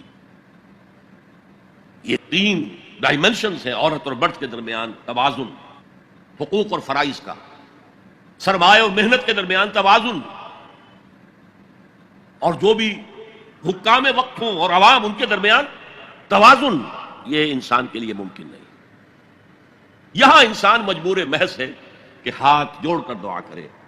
اور دیکھیے اسی کا ثبوت کیا ہے، جب اس اہدنا الصراط المستقیم کا جواب شروع ہوا ہے، یہ تو سوال تھا نا، سائل بن کر ہم نے کہا، اور اب سورہ بقرہ سے جواب شروع ہو رہا ہے. دیکھو یہ ہدایت کی کتاب ہم تمہیں دے رہے ہیں، الف لام میم ذالک الکتاب لا ریب فیہ ھدی للمتقین. یہ ہدایت ہے صرف ان کے لیے جو بچنا چاہتے ہیں. جسے کانٹ نے کہا ہے مورل لا ود ان، اس نے کہا کہ وجود ہستی کے دو دلیلیں ہیں سب سے بڑی، the starry heavens above and the moral law within. ہمارے اندر مورل لا ہے، یہ اچھا ہے یہ برا ہے، یہ خیر ہے یہ شر ہے، یہ مورل لا ہے اندر. جن کا یہ مورل لا فطرت کی صحت و سلامتی کی بنیاد پر برقرار ہے، جو تمیز کرتے ہیں بھلائی اور برائی میں، ان کے لیے ہدایت ہے. اولاً وہی آتے ہیں سلیم الفطرت لوگ، ابو بکر اور عثمان رضی اللہ تعالی عنہما، والذین تبعوہم بإحسان، پھر کچھ لوگ ان کے پیچھے پیچھے بھی آتے ہیں. ایک نمونہ دیکھ لیا، کچھ لوگ بڑھ رہے ہیں، یہ دوسرے درجے کے لوگ ہیں. قرآن مجید میں درجہ بندی بیان کی گئی ہے. السابقون الاولون من المہاجرین والانصار والذین اتبعوہم بإحسان رضی اللہ عنہم ورضوا عنہ. تو یہ سابقون الاولون جو ہیں وہ سلیم الفطرت، وہ سلیم العقل انسان ہیں جو ان چیزوں تک پہنچ چکے ہیں، البتہ ابھی یقین کی دولت جو ہے حاصل نہیں ہوئی. اور یہی نقشہ کھینچا گیا ہے حضور کا، وَوَجَدَكَ ضَالًّا فَهَدَىٰ. ضال کا ترجمہ جو ہے گمراہ بھی کر دیا جاتا ہے. ضال اسے بھی کہتے ہیں کہ کوئی شخص کسی کے عشق میں دیوانہ ہو جائے، اور ضال وہ بھی ہے جو ابھی حق کی تلاش میں سرگرداں ہے. تو جو غور و فکر غار حرا میں ہو رہا تھا، حدیث میں آتا ہے تحنسو یتحنسو فی، جا کر آپ وہاں عبادت کرتے تھے. تو وہ عبادت کیا تھی؟ کان صفت تعبدہ فی غار حرا تفکر والاعتبار. غار حرا میں آپ کی عبادت کی صفت کیا تھی؟ غور و فکر کہ کائنات کیا ہے. وہی جو سے فلسفی، جن کوسچن سے فلسفی ڈریپل کر رہا ہوتا ہے، دو ہاتھ کر رہا ہوتا ہے، وہی حضور اس سارے فکر کے مراحل سے گزرے ہیں اور قریب پہنچ گئے ہیں. تو دروازے پر دستک دی ہے، دروازہ کھلا ہے. وَوَجَدَكَ ضَالًّا فَهَدَىٰ، پردے اٹھا دیے اور ہدایت دے دی. اچھا، یہ تو آپ کے سامنے تعلق جو ہے ایمان کا عقل و فطرت کے ساتھ میں سمجھتا ہوں کہ کسی نہ کسی درجے میں واضح ہو. اب میں آپ کو اس کا سنتھسس بتاتا ہوں. یہ عقل و فطرت جو ہے اللہ کو پہچاننا کلیتاً فطرت پر مبنی ہے. انسان کی فطرت میں، اس کی روح میں اللہ کی معرفت، اللہ کی محبت موجود ہے. اس پر ظہور کے پردے پڑ گئے ہیں. تم ادھر متوجہ ہی نہیں ہوتے. تم نے کبھی اپنے قلب کی گہرائیوں میں اتر کر دیکھا ہی نہیں. تم تو باہر کی دنیا میں مگن ہو، مادی دنیا میں لگے ہوئے. کچھ تو بقول شاہ ولی اللہ وہ حیوانیت کی سطح پر آ جاتے ہیں بیچارے. صبح سے شام تک کی کمر توڑ دینے والی محنت کے بعد بھی ان کی بنیادی ضرورتیں زندگی کی پوری نہیں ہوتی. وہ کیا کسی سے لو لگائیں گے، کیا خدا کو یاد کریں گے. کاد الفقر ان یکون کفرا، یہ فقر اور احتیاج اور مفلسی تو انسان کو کفر تک پہنچا دیتا. حضور کی حدیث. تو تم ادھر متوجہ ہو، ہماری طرف متوجہ نہیں ہوتے. حضرت ابراہیم کا قول کیا تھا؟ انی وجہت وجہی للذی فطر السماوات والارض حنیفا وما انا من المشرکین. اور یہ نماز کا افتتاح بھی ہے. انی وجہت وجہی، میں نے اپنا رخ سیدھا کر لیا ہے اللہ کی طرف، حنیف یکسو ہو کر، دائیں بائیں کوئی میری توجہ نہیں جا رہی. یہ ہے در حقیقت اس عبادت کا تقاضا، جو کہ شکر کا لازمی نتیجہ. اب اس کا سنتھیسس دیکھیے. میں نے کہا کہ سب سے پہلے ایمان باللہ وہ کلیتاً فطرت پر ہے. اسی لیے کانٹ نے یہ ثابت کیا، ایک کریٹیک آف پیور ریزن، اس کی کتاب جس نے ہنگامہ پیدا کر دیا تھا پورے یورپ میں. اس وقت تک کرسچینٹی ڈومیننٹ تھی اور مذہب ایک اہم عنصر تھا انسانی زندگی کا. اس نے کہا اللہ کے وجود کے لیے جتنے منطقی دلیلیں دی گئی ہیں سب غلط ہیں، میں سب کو کاٹ کر دکھاتا ہوں. جیسے ہم کہتے ہیں لوہے کو لوہا کاٹتا ہے، منطق نے منطق کو کاٹ دیا. There is no logical reason to prove the existence of God. A critique of pure reason. میں نے کہا تھا پیور ریزن، عقل خالص جو فطرت سے رہنمائی نہیں لے رہی. وہ فلسفہ جو ہے اس کی منزل کیا ہے؟ ایگنوسٹسزم یا اسکیپٹسزم، لاحدریت یا ارتیابیت. پھر اس نے ایک کتاب لکھی بعد میں، کریٹیک آف پریکٹیکل ریزن. اس نے کہا کہ عملی طور پر انسان اخلاق حسنہ اختیار کر ہی نہیں سکتا جب تک کہ خدا کو نہ مانے. یہ نیسیسٹی ہے انسان کو کہ مانے. علامہ اقبال نے اس کو تسلیم کیا ہے، کانٹ کے اس دعوے کو. وہ ان کی کتاب ہے reconstruction of religious thought in Islam, کہ کوئی منطقی دلیل خدا کے وجود کو ثابت نہیں کر سکتی. متکلمین نے کوششیں کی ہیں لیکن دلیل کو کاٹ دیتی ہے، منطق کا توڑ کر دیتی ہے. وہ صرف قرآن نے لفظ آیت استعمال کیا جو میں نے بیان کیا تھا. اس کائنات میں ہر شے اللہ کی نشانی ہے. جیسے آپ کو اپنے کسی دوست کی دی ہوئی کوئی شے دیکھتے ہی دوست یاد آ جاتا ہے، ایسے ہی آفاق و انفس میں اللہ کی نشانیاں ہیں. تمہارے اندر بھی اللہ کی نشانیاں ہیں. ذرا توجہ تو کرو، آفاق کو دیکھو، کھول آنکھ، فلک دیکھ، زمین دیکھ، فضا دیکھ. افلا ينظرون الى الابل كيف خلقت والى السماء كيف رفعت والى الجبال كيف نصبت والى الارض كيف سطحت فذكر انما انت مذکر. کیا یہ دیکھتے نہیں، غور نہیں کرتے اونٹ کو کیسے پیدا کیا گیا، کتنا اپنے ماحول کے ساتھ مناسبت رکھتا ہے. 7 دن نہ کچھ کھانے کو ملے نہ پینے کو ملے، اسے کوئی پرواہ نہیں. اس صحرا لقدت صحرا کا جہاز، وہ دیکھتے نہیں آسمان کیسے بلند کر دیا گیا، دیکھتے نہیں پہاڑ کیسے گاڑ دیے گئے، دیکھتے نہیں زمین کیسے پھیلا دی گئی. اے نبی آپ یاد دہانی کرائیے، یہ نشانیوں کی طرف متوجہ کر دیجئے. آپ سوائے یاد دہانی کرانے والے کے اور کچھ نہیں ہے. آپ کے ہاتھ میں اختیار نہیں ہے کہ آپ اللہ کو منوا لیں. یہ تو تمہارے اندر سے، فطرت سے ابھر کر گواہی آئے گی. اب دیکھیے اس کے لیے آیت، جسے میں یہ قرآن مجید کی طویل آیات میں سے، جیسے آیت البر ہم نے پڑھی تھی، ان فی خلق السماوات والارض واختلاف اللیل والنہار والفلک التی تجری فی البحر بما ينفع الناس وما انزل اللہ من السماء من ماء فاحیا به الارض من بعد موتها وبث فیہا من کل دابۃ وتصریف الریاح والسحاب المسخر بین السماء والارض لآیات لقوم یعقلون. یقیناً آسمان اور زمین کی تخلیق میں، رات اور دن کے الٹ پھیر میں، اس کشتی یا جہاز میں کہ جو ایسا سامان لے کر چل رہی ہوتی ہے جو لوگوں کو نفع پہنچاتی ہے، اور وہ جو اللہ نے آسمان میں سے پانی اتارا اور اس سے زمین کو اس کی موت کے بعد زندہ کر دیا اور زمین میں پھیلا دی ہر طرح کے جاندار، اور یہ ہواؤں کا چلنا اور یہ بادل جو مسخر ہے زمین و آسمان کے مابین، ان میں سے ہر ایک نشانی ہے، پہچانو. کیا مطلب؟ تم نے کسی مصور کی تصویر دیکھی، تعریف تصویر کی کرتے ہو یا مصور کی کرتے ہو؟ مصور کا کمال ہے، تصویر میں کیا ہے؟ ہاں وہ اپنے منہ سے بول رہی ہے، اپنی زبان حال سے اپنے بنانے اپنے مصور کی تعریف کر رہی ہے. تو کائنات کا ذرہ ذرہ اللہ تعالیٰ کی نشانیوں پر ہے. شیخ سعدی نے کہا، بڑا پیارا شعر ہے، برگ درختان سبز در نظر ہوشیار ہر ورق دفترست از معرفت کردگار. یہ جو سبز درختوں کے پتے ہیں، ایک نگاہ ہوشیار جو کہ ان کی حقیقت کو پہچان سکے، اس کے نزدیک ہر پتا معرفت کردگار کا ایک بہت بڑا دفتر ہے. اور آج ہمیں معلوم ہے ہر پتا ایک فیکٹری ہے، فوٹو سنتھسس کا عمل اس میں ہو رہا ہے، سورج کی انرجی کو جذب کیا جا رہا ہے. برگ درختان سبز در نظر ہوشیار ہر ورق دفترست از معرفت کردگار. وہ جو آیت میں نے آپ کو سنائی اسے میں نے نام دیا ہے آیت الآیات. اتنی آفاقی آیات کسی اور آیت میں جمع نہیں کی گئی جتنا بڑا گلدستہ گیا. ان فی خلق السماوات والارض واختلاف اللیل والنہار والفلک التی تجری فی البحر بما ينفع الناس وما انزل اللہ من السماء من ماء فاحیا به الارض بعد موتها وبث فیہا من کل دابۃ وتصریف الریاح والسحاب المسخر بین السماء والارض لآیات لقوم یعقلون. دوسری طرف تمہارے اندر بھی ہے، سنوریہم آیاتنا فی الآفاق وفی انفسہم. بے دل نے خوب کہا تھا، یہ چوٹی کے شعراء میں سے رہے ہندوستان کے، یہاں تک کہ غالب کو کہنا پڑا کہ طرز بے دل میں ریختہ لکھنا اسد اللہ خان قیامت ہے. آسان نہیں ہے طرز بے دل میں اردو میں شاعری کرنا، وہ فارسی کے شاعر تھے.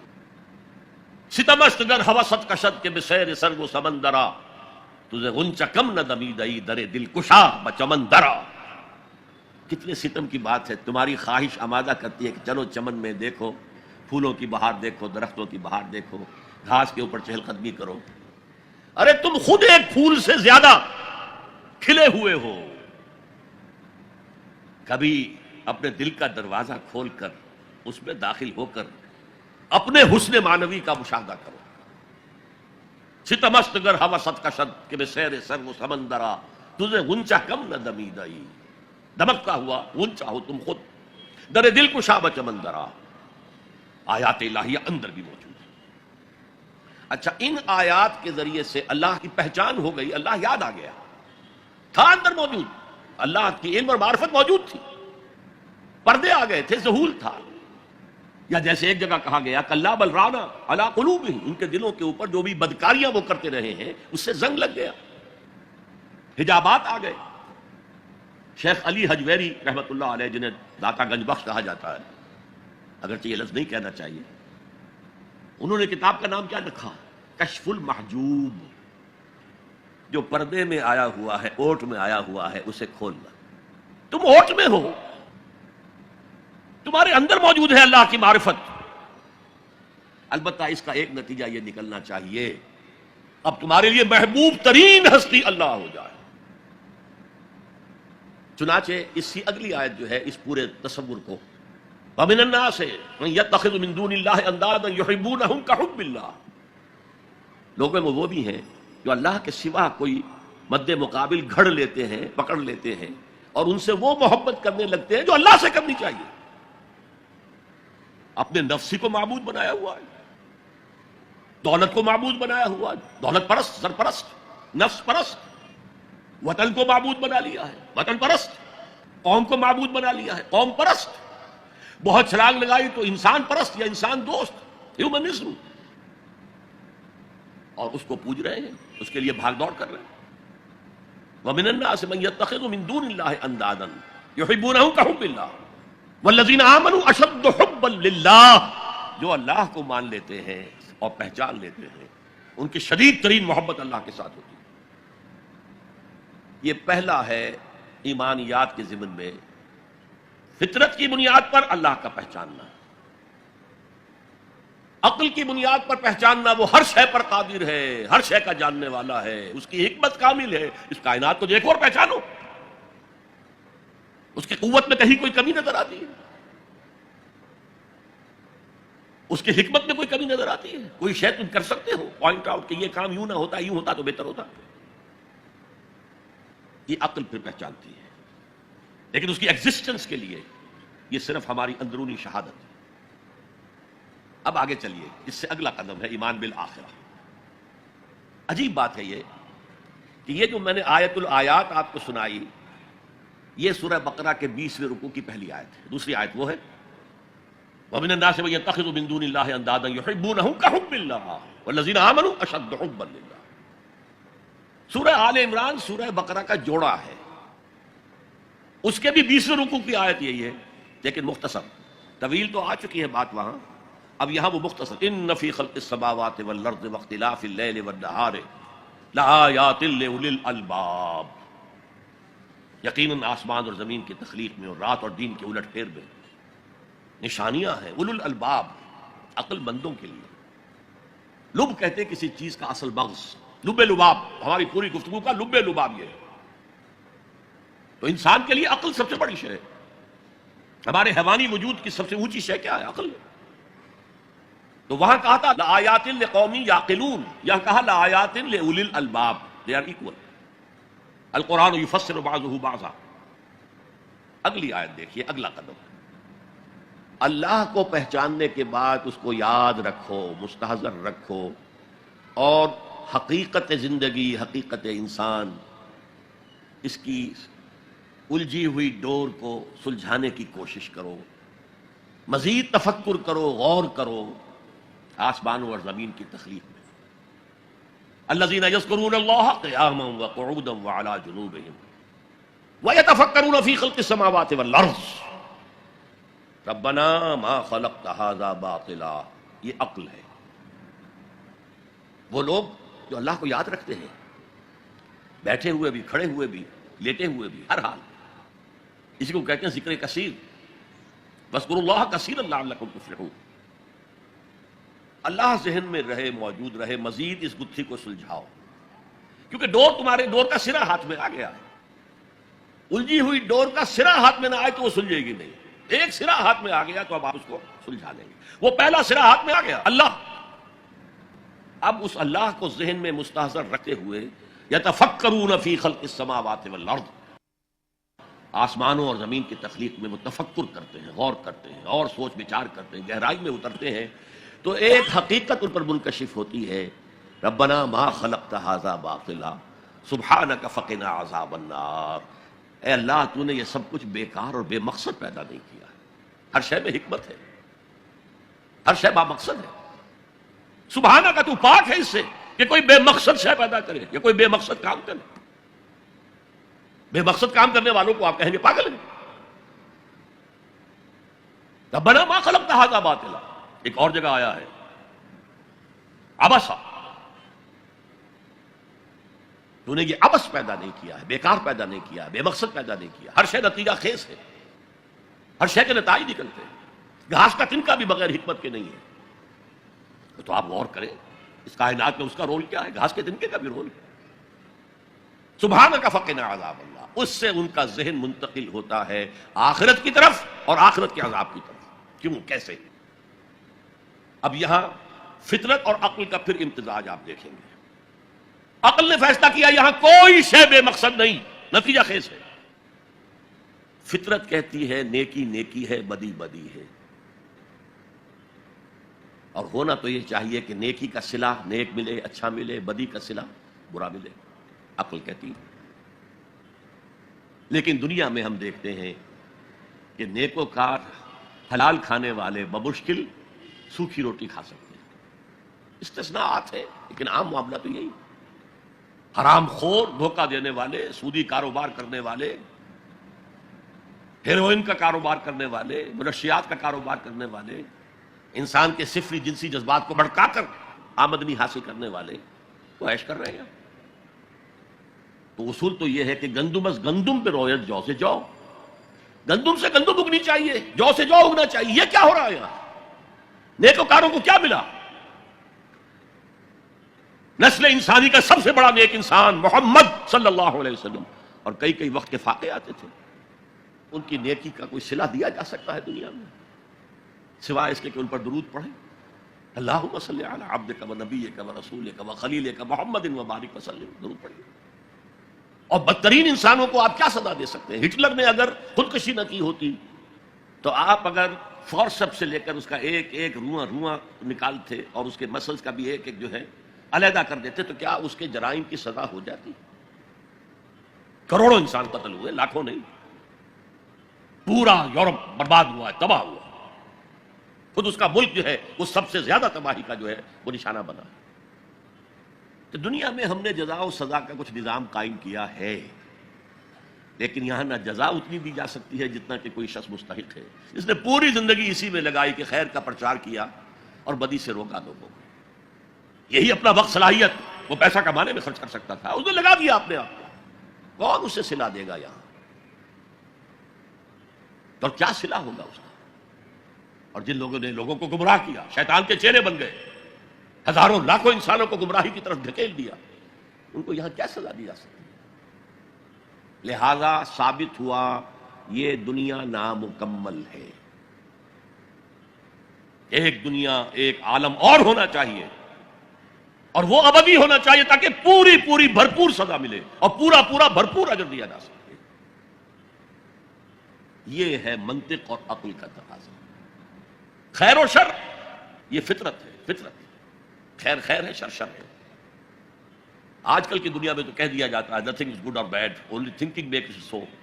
نہیں، نیکی نیکی ہے، بدی بدی ہے. اور انسان فطری طور پر جانتا ہے یہ نیکی ہے، یہ بدی ہے. یہ مورل لا ہے. میں نے کانٹ کا حوالہ دیا، دی مورل لا ود ان، ہمارے اندر ہے. اس کا تقاضا یہ ہے کہ نیکوکاروں کو ان کی نیکی کی جزا ملے، بدکاروں کو ان کی بدی کی سزا ملے. وہ یہاں پورا نہیں ہوتا. اول تو مجرم پکڑے ہی نہیں جاتے، پھر رشوتوں کے دھندے ہیں چھوٹ جاتے ہیں، ججوں کو خرید لیا جا سکتا ہے. بڑا جو ماہر وکیل ہے وہ جتنے گواہ کھڑے ہیں اس مجرم کے خلاف ان سب کو کاٹ دیتا ہے جرح کر کے. فرض کیجئے یہ سارے مرحلے طے کر لیے. میں نے مثال دی تھی، ایک بوڑھا آدمی ہے جس نے جوان کو قتل کر دیا. آج کل کیا ہوتا ہے کہ انگلی کی حرکت ہی ہے نا، پسٹل سے شوٹ کر دیا. اب آپ نے فرض کیجئے سارے مراحل طے کر کے اسے پھانسی کی سزا دے دی تو کیا سزا بنی اس کی؟ وہ زندگی گزار چکا، کھا پی چکا، اپنے بچوں کو پال پوس چکا، وہ بچے اپنی اپنی جگہ پر ہیں، اس کی بیوی بھی یا بوڑھی ہے یا مر چکی ہے. اب اس نوجوان کا جوان بیوی جو ہے وہ بیوہ ہوئی ہے، چھوٹے چھوٹے بچے یتیم ہوئے، اور یہ بچے اب باپ کی شفقت اور باپ کی نگرانی سے سر پر سایہ نہیں رہا ہے باپ کا، اور ان کے آوارہ ہونے کا امکان بہت شدید ہے. وہ آوارہ ہوں گے تو کہاں کہاں تک ان کی آوارگی معاشرے کے اندر گندگی پھیلائے گی. انسان کے اعمال ایک وہ ہے جو اپنی زندگی میں آگے بھیجتا ہے. میرے اور آپ کے اعمال جمع ہو رہے ہیں، کریڈٹ اور ڈیبٹ ہو رہا ہے، وہاں حساب کتاب ہو رہا ہے. ایک وہ اعمال کے اثرات ہیں جو پیچھے چھوڑ کر جاتے ہیں، بما قدم واخر، وہ جو پیچھے اثرات ہیں. آج جو کوئی نماز پڑھ رہا ہے وہ حضور کے طفیل ہی پڑھ رہا ہے. جو روزہ رکھ رہا ہے وہ حضور کے طفیل روزہ رکھ رہا ہے، حضور ہی نے سکھایا تھا. اس لیے کہتے ہیں اللہم صلی علی محمد بعدد من صلی وصام، بارک علی محمد بعدد من قام، سجدہ و قام کہہ لیجئے، رکع و قام کہہ لیجئے. اے اللہ محمد پر درود بھیج ان سب کی تعداد کے حساب سے جو نماز پڑھ رہے ہیں، روزہ رکھ رہے ہیں. اس لیے کہ وہ محنتیں مشقتیں 23 برس کی تھیں جن کا یہ نتیجہ نکل رہا ہے. تو یہ ہے ایمان باللہ سے ایمان بالآخرت تک فطرت اور عقل کی رہنمائی. الذین یذکرون اللہ قیاما وقعودا وعلی جنوبہم ویتفکرون فی خلق السماوات والارض ربنا ما خلقت هذا باطلا سبحانک فقنا عذاب النار ربنا انک من تدخل النار فقد اخزیتہ وما للظالمین من انصار. اے اللہ جن کو بھی تو جہنم میں داخل کر دے گا ان کو تو رسوا کر دے گا، وہ رسوا ہو جائے گا، اور ایسے ظالموں کا کوئی مددگار نہیں ہوگا، کوئی تیرے فیصلے کو بدلنے والا نہیں ہوگا، کوئی تیری احتساب کے راستے میں حائل ہونے والا نہیں ہوگا، کوئی تیرے محاسبے کے رخ کو موڑنے والا نہیں ہوگا، کوئی مددگار نہیں. اب غور کیجئے، جو شخص یہاں پہنچ گیا ہے عقل اور فطرت کی رہنمائی میں، اس کے کان میں آواز آئی کوئی اللہ کا بندہ ہے جو کہہ رہا ہے ایمان لاؤ اپنے رب پر، والہانہ رجوع کرے گا کہ نہیں. دیکھنا تقریر کی لذت کہ جو اس نے کہا میں نے یہ جانا کہ یہی میرے دل میں تھا. اگلی آیت کیا ہے؟ ربنا اننا سمعنا منادیا ینادی للایمان. پروردگار ہم نے ایک منادی کرنے والے کی ندا سنی، وہ ایمان کی ندا لگا رہا تھا، ایمان کی صدا بلند کر رہا تھا. ان آمنوا بربکم، اپنے رب پر ایمان لاؤ. فآمنا، یہاں میں تھوڑا سا آپ کو بتا دوں کہ ایمان کے لفظی معنی کیا ہے اور ایمان کے اصطلاحی معنی کیا ہے. ایمان بنا ہے امن سے، امنا یا امنو، اس کے معنی خود امن میں ہونا. آمنن یہ اس کا اسم فاعل ہے جو امن میں ہے. آمن یؤمنو یہ فعل متعدی ہے، کسی کو امن دینا، اور اس کا اسم فاعل ہے مومن، امن دینے والا. اور اللہ کا نام ہے المومن، وہ امن دینے والا ہے، دی پیس گیور، شانتی دینے والا ہے، اطمینان دینے والا ہے. اچھا، جیسے انگریزی میں ہے ورب کے بعد پروپوزیشن سے مفہوم بدلتا ہے، عربی میں بھی ہے، لیکن انگریزی اور عربی میں فرق یہ ہے کہ وہاں مفہوم اتنی دور چلا جاتا ہے کہ اس کا اصل روٹ سے کوئی تعلق نہیں رہتا. یہاں یہ نہیں ہے. یہاں درخت کی برانچنگ ہو جائے گی، شاخیں ہوں گی، لیکن جڑ سے جو اصل سے حرفی روٹ ہے، جو مادہ ہے امن، اس سے تعلق منقطع نہیں ہوگا. انگریزی میں ٹو گیو کے معنی کچھ اور ہے، ٹو گیو اپ، کوئی تعلق ہے گیو اپ اور گیو میں؟ ٹو گیو ان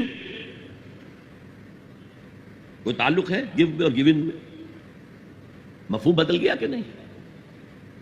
تو گیو اپ کسی چیز کو دے دینا، چھوڑ دینا، دفع کرنا، وہ جد و جہد تھی ترک کر دی، gave up, gave up. Gave in کسی کے سامنے سر جھکا دینا، اطاعت قبول کر لینا.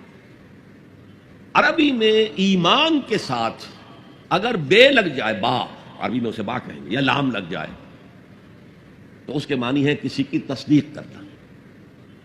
آمنا بہی، اس نے اس کی تصدیق کی، یہ گہری تصدیق ہوتی ہے وثوق کے ساتھ.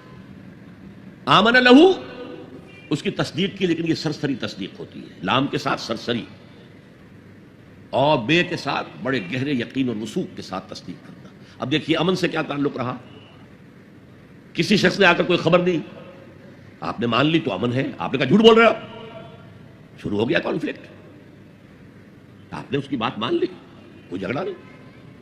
کسی نے آ کر کوئی دعویٰ کیا، میں نے یہ کیا ہے، جھوٹ بولتے ہو، کچھ نہیں کیا تم نے، خام خواہ کو. لیکن اگر مان لے کہ ہاں تمہارا دعویٰ ٹھیک ہے، ہم قبول کرتے ہیں، تو امن ہے، امن دے دیا آپ نے اس کو. یہ تو لغوی بحث ہو گئی. امن کا مادہ امن، امنہ یامنو ثلاثی مجرد میں امن میں ہونا، آمن اس سے اس میں فاعل، آمن یومنو ایمانن باب فعال، کسی کو امن دینا اس میں فاعل، مومن، المومن اللہ کا نام. ایمان کے ساتھ با یا لام لگ گیا تو تصدیق، با کے ساتھ ہے تو گہری تصدیق، وثوق کے ساتھ تصدیق، اور لام کے ساتھ ہے تو سرسری سی تصدیق. اب ایمان کا اصطلاحی مفہوم کیا ہے؟ تصدیق بما جاء بہ النبی صلی اللہ علیہ وسلم. ایمان کا تعلق رسول کے دعوے سے ہے، نبوت کے دعوے سے ہے، اس کی تصدیق کر دینا ایمان ہے، اور جو کچھ وہ بتا رہا ہے اس کو ماننا ایمان ہے. تصدیق بما جاء بہ النبی صلی اللہ علیہ وسلم، یہ تصدیق ہے. جو خبریں بھی وہ دے رہے ہیں صحیح ہیں، وہ عالم آخرہ کی خبریں دے رہے ہیں، وہ عالم برزخ کی خبریں دے رہے ہیں، وہ اور خبریں دے رہے ہیں، آئندہ کی پیشن گوئیاں کر رہے ہیں، آئندہ کے حالات کی، سب کی تصدیق. ویسے تو یہ کہ یہ تصدیق حضور بما جا، جو بھی لائے حضور، لیکن حضور لائے ہیں عمل بھی اور فکر و نظر کا سامان بھی، وہ فلسفیانہ سوالوں کا جواب بھی، میٹا فزکس بھی لے کر آئے. ایمان کا جو ہے اطلاق وہ صرف میٹا فزیکل جو تعلیم ہے اس پر ہوتا، اور وہ تمام نبیوں کی ایک ہی رہی ہے. اللہ پر ایمان، جو وقت کا رسول ہے اس پر ایمان، جو بھی کتاب ہے اس پر ایمان، آخرت کا ایمان، بعث بعد الموت کا ایمان. اسی طریقے سے جنت اور دوزخ کا یقین، حساب کتاب کا یقین، وزن اعمال کا یقین. یہ چیزیں ہیں کہ جو ایمان میں اصطلاحاً شامل ہیں، اگرچہ وہ اصطلاح جو ہے وہ کور کرتی ہے شریعت کو بھی، احکام کو بھی، ڈوز کو بھی، ڈونٹس کو بھی، یہ کرو یہ نہ کرو، لیکن جو استعمال ہے وہ در حقیقت ایمان کا اس میٹا فزیکل کانسیپٹ پر ہے. اب یہاں فرمایا ربنا اننا سمعنا منادیا ینادی للایمان ان آمنوا بربکم فآمنا. پروردگار، ہم نے سنا ایک منادی کرنے والے کو، وہ ندا لگا رہا ہے، صدا لگا رہا ہے ایمان کی، کہ لاؤ ایمان اپنے رب پر، یقین کرو اپنے رب پر، توثیق کرو اپنے رب کی، تصدیق کرو اپنے رب کی. فآمنا، تو ہم ایمان لے آئے. ربنا فاغفر لنا ذنوبنا، تو رب ہمارے گناہوں کو بخش دے. اب تک ہم غفلت میں تھے، جو کوتاہیاں سرزد ہوئی ہیں، جو خطائیں ہوئی ہیں، معاف فرما. وکفر عنا سیئاتنا، ہمارے دامن کردار پر جو داغ اور دھبے ہیں انہیں دور کر دے، ہٹا دے، اور ہمارے نامہ اعمال پر جو دھبے لگے ہوئے اللہ اسے دھو دے، ہمارے اعمال نامے کو پاک اور صاف کر دے. ربنا فاغفر لنا ذنوبنا وکفر عنا سیئاتنا وتوفنا مع الابرار. ہمیں وفات دی جو، یعنی موت تک ہم اس پر قائم رہے، اور جو تیرے ابرار بندے ہیں بہت نیک، ان کے ساتھ ہمیں وفات دی. ربنا فاغفر لنا ذنوبنا وكفر عنا سيئاتنا وتوفنا مع الابرار ربنا وآتنا ما وعدتنا على رسلك ولا تخزنا يوم القيامة. اور اے رب ہمارے، ہمیں وہ سب کچھ دیجو جس کا تو نے وعدہ کیا تھا ہمارے ساتھ اپنے رسولوں کے ذریعے. تمہیں جنت دیں گے، ان میں یہ نعمتیں ہوں گی، تمہیں اللہ کا دیدار نصیب ہوگا. جو آخری نعمت اہل جنت کو ملے گی وہ دیدار الہی ہے. یہ سب سے بڑی نعمت ہے، سب سے بڑی دولت ہے. آتنا ما وعدتنا علی رسلک ولا تخزنا یوم القیامہ. اے اللہ قیامت کے دن ہمیں رسوا نہ کیجیے. قرآن مجید میں آیا ہے حساب یسیر، آسان حساب. اللہم حاسبنا حسابا یسیرا، اے اللہ ہم سے آسان حساب لیجیے. اور وہ آسان حساب حضور نے فرمایا کیا ہوگا؟ بس مقدمے کی فائل پیش ہوگی، سرسری سا اللہ نگاہ ڈالیں گے اور بس فارغ جاؤ. تو اے پروردگار ہمیں دیجو وہ سب کچھ جس کا تو نے ہم سے وعدہ کیا اپنے رسولوں کی وساطت سے. ولا تخزنا یوم القیامہ انک لا تخلف المیعاد. یقیناً تو اپنے وعدے کی خلاف ورزی کرنے والا نہیں ہے. ہمیں اندیشہ ہے کہ ہم ان وعدوں کا مصداق بن سکیں گے کہ نہیں. تو اپنے وعدے کے خلاف کرنے والا نہیں ہے، لیکن یہ کہ ان وعدوں کا مصداق بننا، ان وعدوں کا مستحق قرار پانا جو ہے، ہمیں اگر شک ہے تو اس میں ہے. انک لا تخلف المیعاد. ہمیں کوئی اندیشہ نہیں ہے کہ تو اپنے وعدے سے پھر جائے. اب جو لوگ اس طریقے سے سلیم الفطرت سلیم العقل انسان، فطرت کے اشاروں اور عقل کی رہنمائی میں سفر کرتے ہوئے یہاں تک پہنچے، اور پھر نبی کی آواز پر انہوں نے لبیک کہا۔ ان کی سیرت و کردار کا نمونہ کیا ہے؟ یہ لوگ وہ نہیں ہو سکتے جو ایمان لانے کے بعد گھروں میں بیٹھ رہے ہیں، ان میں آگ بھر گئی ہے۔ اب وہ اللہ کے دین کے لیے، اس دعوت کو پھیلانے کے لیے تن من دھن لگا رہے ہیں۔ لہذا اس دعا کا جو جواب، یہ بڑی عظیم دعاؤں میں سے ہے، اور سورہ بقرہ اور سورہ آل عمران کے جوڑے ہونے کی ایک علامت یہ بھی ہے، جیسے دونوں کا آغاز الف لام میم سے ہوتا ہے، دونوں کے شروع میں قرآن کی عظمت کا بیان ہے، دونوں کے اختتام پر عظیم دعائیں ہیں۔ ربنا لا تؤاخذنا ان نسینا او اخطانا، بڑی لمبی دعا ہے۔ یہاں پر بھی یہ 3 آیتیں ہیں، لیکن فرمایا فاستجاب لهم ربهم، ان کے رب نے ان کی دعا قبول کر لی۔ انی لا اضیع عمل عامل منکم، کہ میں تم میں سے کسی عمل کرنے والے کے کسی عمل کو ضائع کرنے والا نہیں ہوں، من ذکر او انثی، چاہے وہ مرد ہو چاہے عورت ہو۔ یہاں یہ مساوات مرد و زن کا جو قرآنی نظریہ اس کو سمجھ لیجیے۔ بحیثیت یہ انسان دونوں برابر ہیں، شرف انسانیت میں برابر کے شریک ہیں، مرد اونچا نہیں، افضل نہیں، عورت نیچی نہیں، گھٹیا نہیں، اخلاقی میدان میں دونوں برابر ہیں۔ جو میں نے انگریزی کی نظر سنائی تھی، no mysteries here, no special boon for the high and not for the low, نہیں، charities that soothe and bless and heal are scattered over the main like flowers, برابر، روحانی ترقی میں برابر ہے،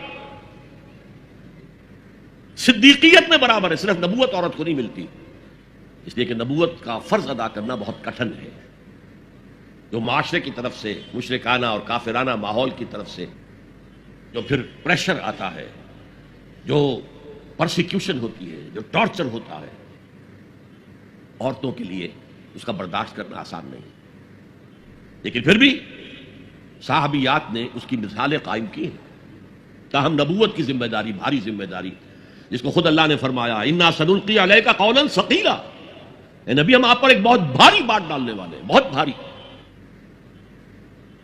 ان تمام اعتبارات سے مرد اور عورت میں کوئی فرق نہیں، من ذکر و انثی، جو نیکی عورت کمائے گی اس کے لیے ہے، جو غلطی کرے گی، خطا کرے گی، گناہ کرے گی، اس کا وبال اس پر ہے، جو نیکی مرد کمائے گا وہ اس کے لیے ہے، جو غلط کام کرے گا اس کا وبال اسی پر ہوگا۔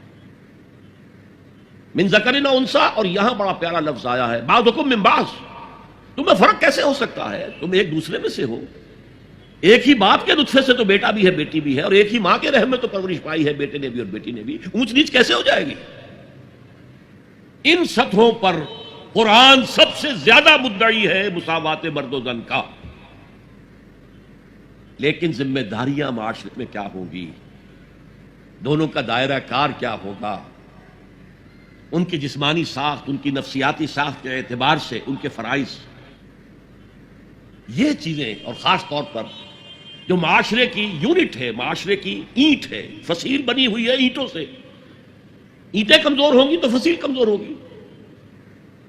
تو یہ جو ایک اینٹ ہے، ایک فیملی ہے، اس فیملی کے ادارے کو مستحکم رکھنے کے لیے اس کا head of the state, head of the institution ایک ہی ہوگا، اور وہ مرد ہے، عورت نہیں ہوگی۔ ایک مرد اور ایک عورت when they enter into agreement of marriage، یہاں پر عورت کا کام ہوگا شوہر کی تابع داری کرنا۔ میں تو حیران ہوا تھا جب میں نے اخبار میں پڑھا، جب سارا فرگوسن اور پرنس اینڈریو کی شادی ہونے والی تھی، اور یہ سارا فرگوسن جو تھی بڑی نٹ کھٹ قسم کی عورت تھی، لڑکی تو کیا تھی، وہ عورت تھی، اس کا ایک انٹرویو آیا تھا شادی سے پہلے۔ I am not going to say, I am not that timid type of woman, I am not going to say I will obey him۔ اس سے معلوم ہوا کہ عیسائیوں کی شادی میں وہاں تو معاملہ پردے کا نہیں ہے، لڑکا لڑکی دونوں سامنے کھڑے، پادری کے سامنے ایجاب و قبول دونوں کا اعلان ہو رہا، اور وہاں کہنا پڑتا ہے اسے I will obey him، میں اس کی اطاعت کروں۔ قرآن بھی کہتا ہے الرجال قوامون علی النساء، مرد حاکم ہیں عورتوں پر، فالصالحات قانتات، تو نیک عورتیں وہ ہیں جو اطاعت کرنے والی ہیں۔ بہرحال یہ بعضکم من بعض سے میں نے آپ کے سامنے رکھا کہ کوئی اونچ نیچ بنیادی نہیں ہے، وہ انتظامی اونچ نیچ ہے، تمام انسان برابر ہے، لیکن دفتر میں ایک آفیسر ہے، ایک چپڑاسی ہے، As human beings they are equal, as citizens of state they are equal. ایک ہی ووٹ افسر کا بھی ہے، ایک ہی ووٹ چپراسی کا بھی ہے، لیکن وہاں دفتر میں افسر افسر ہے، چپراسی چپراسی ہے. اچھا، اب آ رہا ہے وہ نقشہ ایک کردار کا، جو صدیقین کی صفت کے لوگ ہوتے ہیں، جو اس طرح والہانہ لبیک کہتے ہیں نبیوں کی دعوت پر، ان کا کردار کیا ہوتا ہے؟ فالذین ہاجروا واخرجوا من دیارہم وأوذوا فی سبیلی وقاتلوا وقتلوا لأکفرن عنہم سیئاتہم ولأدخلنہم جنات تجری من تحتہا الانہار ثوابا من عند اللہ واللہ عندہ حسن الثواب. تو میں تو کسی بھی عمل کرنے والے کے کسی چھوٹے سے چھوٹے عمل کو بھی ضائع کرنے والا نہیں. یہ تو ہم سورہ لقمان کے رکوع میں پڑھ چکے. وہ جہاں وہ لوگ جنہوں نے ہجرت کی اللہ کی راہ میں گھر بار چھوڑ کر اور اہل و عیال کو چھوڑ کر، مکے کے بھیڑیوں کے رحم و کرم پر چھوڑ کر اللہ کی راہ میں ہجرت. فالذین ہاجروا واخرجوا من دیارہم، یا زبردستی نکال باہر کیے گئے اپنے گھروں سے. وأوذوا فی سبیلی، جنہیں ایذائیں پہنچائی گئی ہیں میرے راستے میں، جو بیتی تھی بلال ابن رباح پر، جو بیتی تھی خباب بن الارت پر، جو بیتی تھی حضرت یاسر پر، حضرت سمیہ پر. فالذین ہاجروا واخرجوا من دیارہم وأوذوا فی سبیلی وقاتلوا، پھر انہوں نے قتال کیا میری راہ میں، فقتلوا، اور قتل بھی ہوئے جانے بھی دی. لأکفرن عنہم سیئاتہم، میں لازماً، یہ نون مشدد فعل مضارع کے آخر میں، لأفعلن، اور شروع میں لام زبر کے ساتھ، میں یہ ضرور کروں گا. لاقتلن، جو کہا تھا لاقتلنک، یہ قابیل نے حابیل سے کہا میں تجھے لازماً قتل کر دوں گا. تو یہ انتہائی تاکید، لأکفرن عنہم سیئاتہم، میں لازماً ان سے ان کی برائیوں کو دور کر دوں گا. اور دونوں معنی ہوں گے. اگر ان کے کردار پر پچھلی زندگی کی وجہ سے کوئی داغ دھبے ہیں، کوئی عادتیں بری ہیں، میں صاف کر دوں گا، دھو کے ان کا دامن کردار سفید کر دوں گا. اور ان کے نامہ اعمال پر اگر کوئی دھبے لگے ہوئے ہیں، کوئی خطاؤں اور گناہوں کا کوئی داغ لگے ہوئے ہیں، انہیں بھی دھو دوں گا. لأکفرن عنہم سیئاتہم ولأدخلنہم، اور لازماً داخل کروں گا ان سب کو جنات تجری من تحتہا الانہار، ان باغات میں جن کے نیچے ندیاں بہتی ہوں گی. ثوابا من عند اللہ واللہ عندہ حسن الثواب، اور یہ بدلہ ہوگا اللہ کے پاس سے، اور یقیناً اللہ ہی تو ہے جس کے پاس بہترین بدلہ ہے. تم اپنے آپ کو اولاد میں انویسٹ کر دیتے ہو، اپنی پوری جوانی کی قوتیں اولاد کے اوپر صرف کر دیتے ہو. اولاد کتنی ایسی ہے جو والدین کی خدمت کرے پھر بڑھاپے میں، کوئی بدلہ دے سکتی؟ ہاں، اللہ کے لیے جو کرو گے اس کا بدلہ محفوظ ہے. اور کسی کے لیے جو بھی کچھ کرو، انگلستان کی ہسٹری میں آتا ہے ایک وزیر تھا بادشاہ کا، اور وہ بڑا خزانے کو بھرنے کے لیے کسی کو سادہ کرو، تم بڑے بخیل معلوم ہوتے ہو، تمہارے پاس بہت پیسہ ہوگا، دو بادشاہ کے لیے اتنے پیسے نکالو. اور کسی کو دیکھا ذرا اچھے لباس میں اور جاہو حشمت میں، تمہارے پاس بڑی دولت ہے، نکالو، خزانہ بھر دیا. بڑھاپے میں وہی بادشاہ جو ہے اس نے اسے جیل میں ڈالا. تو اس نے کہا had I serve God as I serve the king, اگر میں نے خدا کی وہ خدمت کی ہوتی جو میں نے بادشاہ کی ہے تو وہ مجھے میرے اس بڑھاپے کی عمر میں اس طرح ذلیل و خوار نہ کرتا.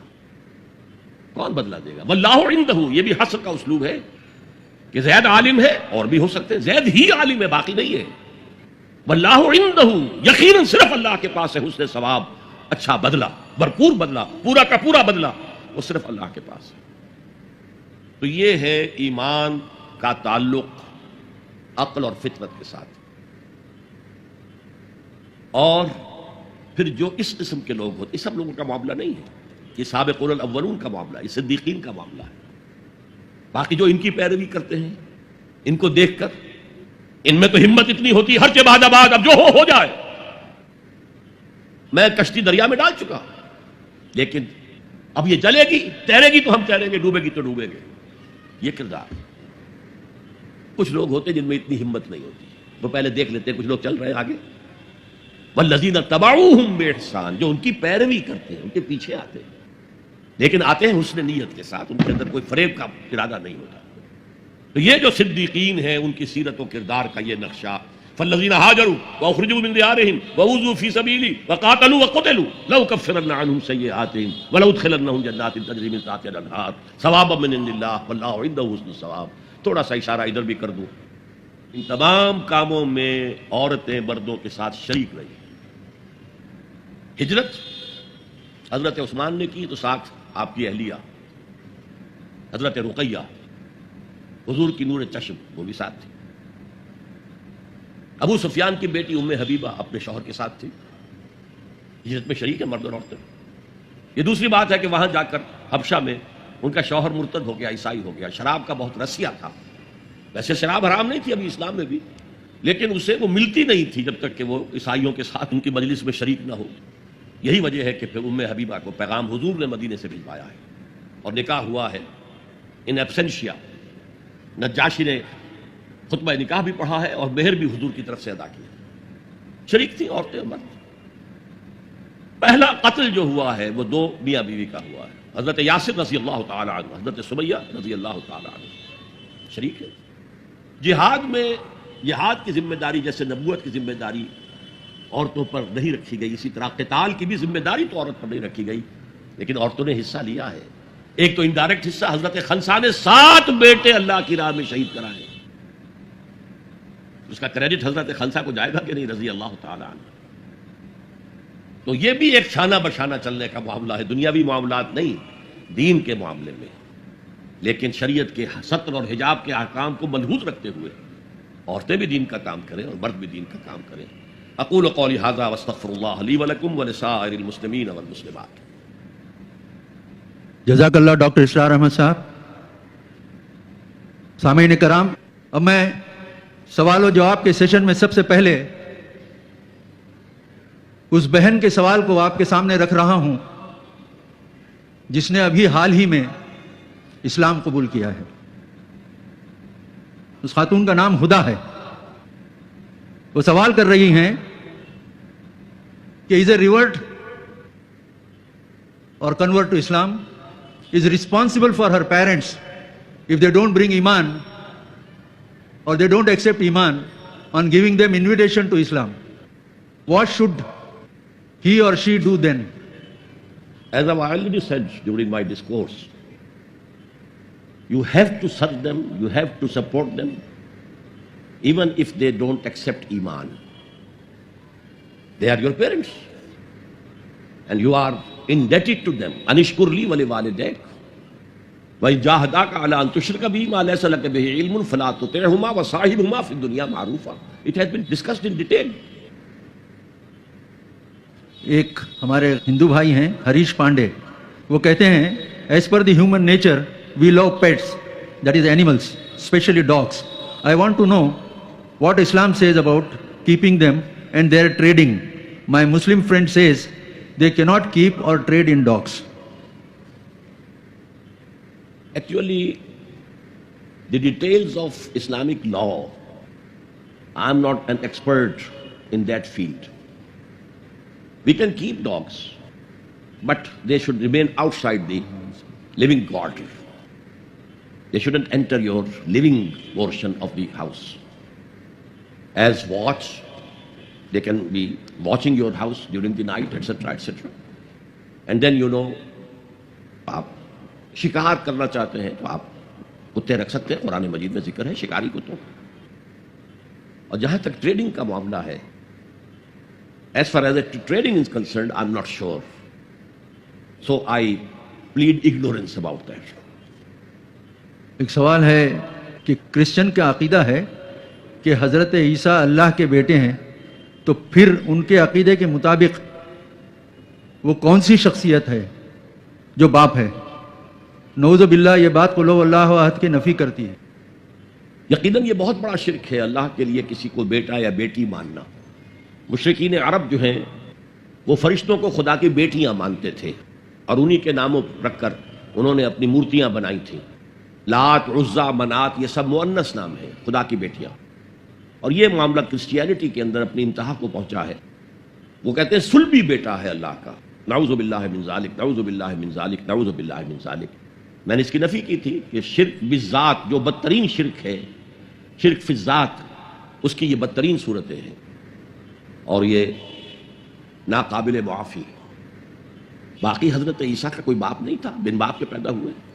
ورجن میری ہم تسلیم کرتے ہیں، جیسے کہ عیسائیوں کا عقیدہ ہے کہ وہ بن باپ کے پیدا، ہم بھی مانتے ہیں. جیسے ان کا عقیدہ ہے کہ وہ زندہ آسمان پر اٹھائے گئے، ہم بھی مانتے ہیں. فرق کیا ہے؟ وہ سمجھتے ہیں کہ وہ سولی چڑھے، وہاں مرے، پھر دوبارہ زندہ ہوئے، پھر اٹھائے گئے. ہم کہتے ہیں نہیں، وہ سولی چڑھے ہی نہیں. وما قتلوہ وما صلبوہ ولکن شبہ لہم. ایک مشابہت پیدا کر دی گئی تھی ان کے لیے، ایک اور شخص کی شکل بنا دی گئی تھی حضرت عیسیٰ کی سی، اور وہ سولی چڑھا ہے. اور یہ انجیل برنباس جو ہے، جو ویسے عیسائی اسے کینونیکل تسلیم نہیں کرتے، مستند نہیں مانتے، اپوکریفل کہلاتے ہیں. انجیلیں اور ہیں، ان میں سے ایک ایونجیلیم برنباس کی انجیل ہے. اس میں یہ بات واضح کی گئی کہ حضرت عیسیٰ کے حواریوں میں سے جس نے غداری کی تھی اور مخبری کر کے پکڑوانے کی کوشش کی تھی، اس کی شکل بدل دی گئی تھی اور وہ سولی چڑھا ہے. باقی سیکنڈ کمنگ آف جیسس عیسائی بھی مانتے ہیں، ہم بھی مانتے ہیں. تو اس اعتبار سے حضرت مسیح کی شخصیت کے بارے میں ان کے میریکلز ہم بھی مانتے ہیں، قرآن بھی تسلیم کرتا ہے، ہمارا ان کا بہت قرب ہے. لیکن خدا کا بیٹا ماننا یہ بدترین شرک ہے، اور سولی پر چڑھ جانا ان کا، یہ ہم کسی صورت تسلیم نہیں کر سکتے. اللہ کا کوئی رسول کبھی قتل نہیں کیا جا سکا، اور نہ اس کا امکان ہی نہیں تھا. نبی قتل کیے گئے، رسول نہیں. اب وہ سوال پیدا ہو جائے گا نبی اور رسول میں فرق کیا ہے، لیکن وہ اس وقت میں اس سے بحث نہیں کروں گا.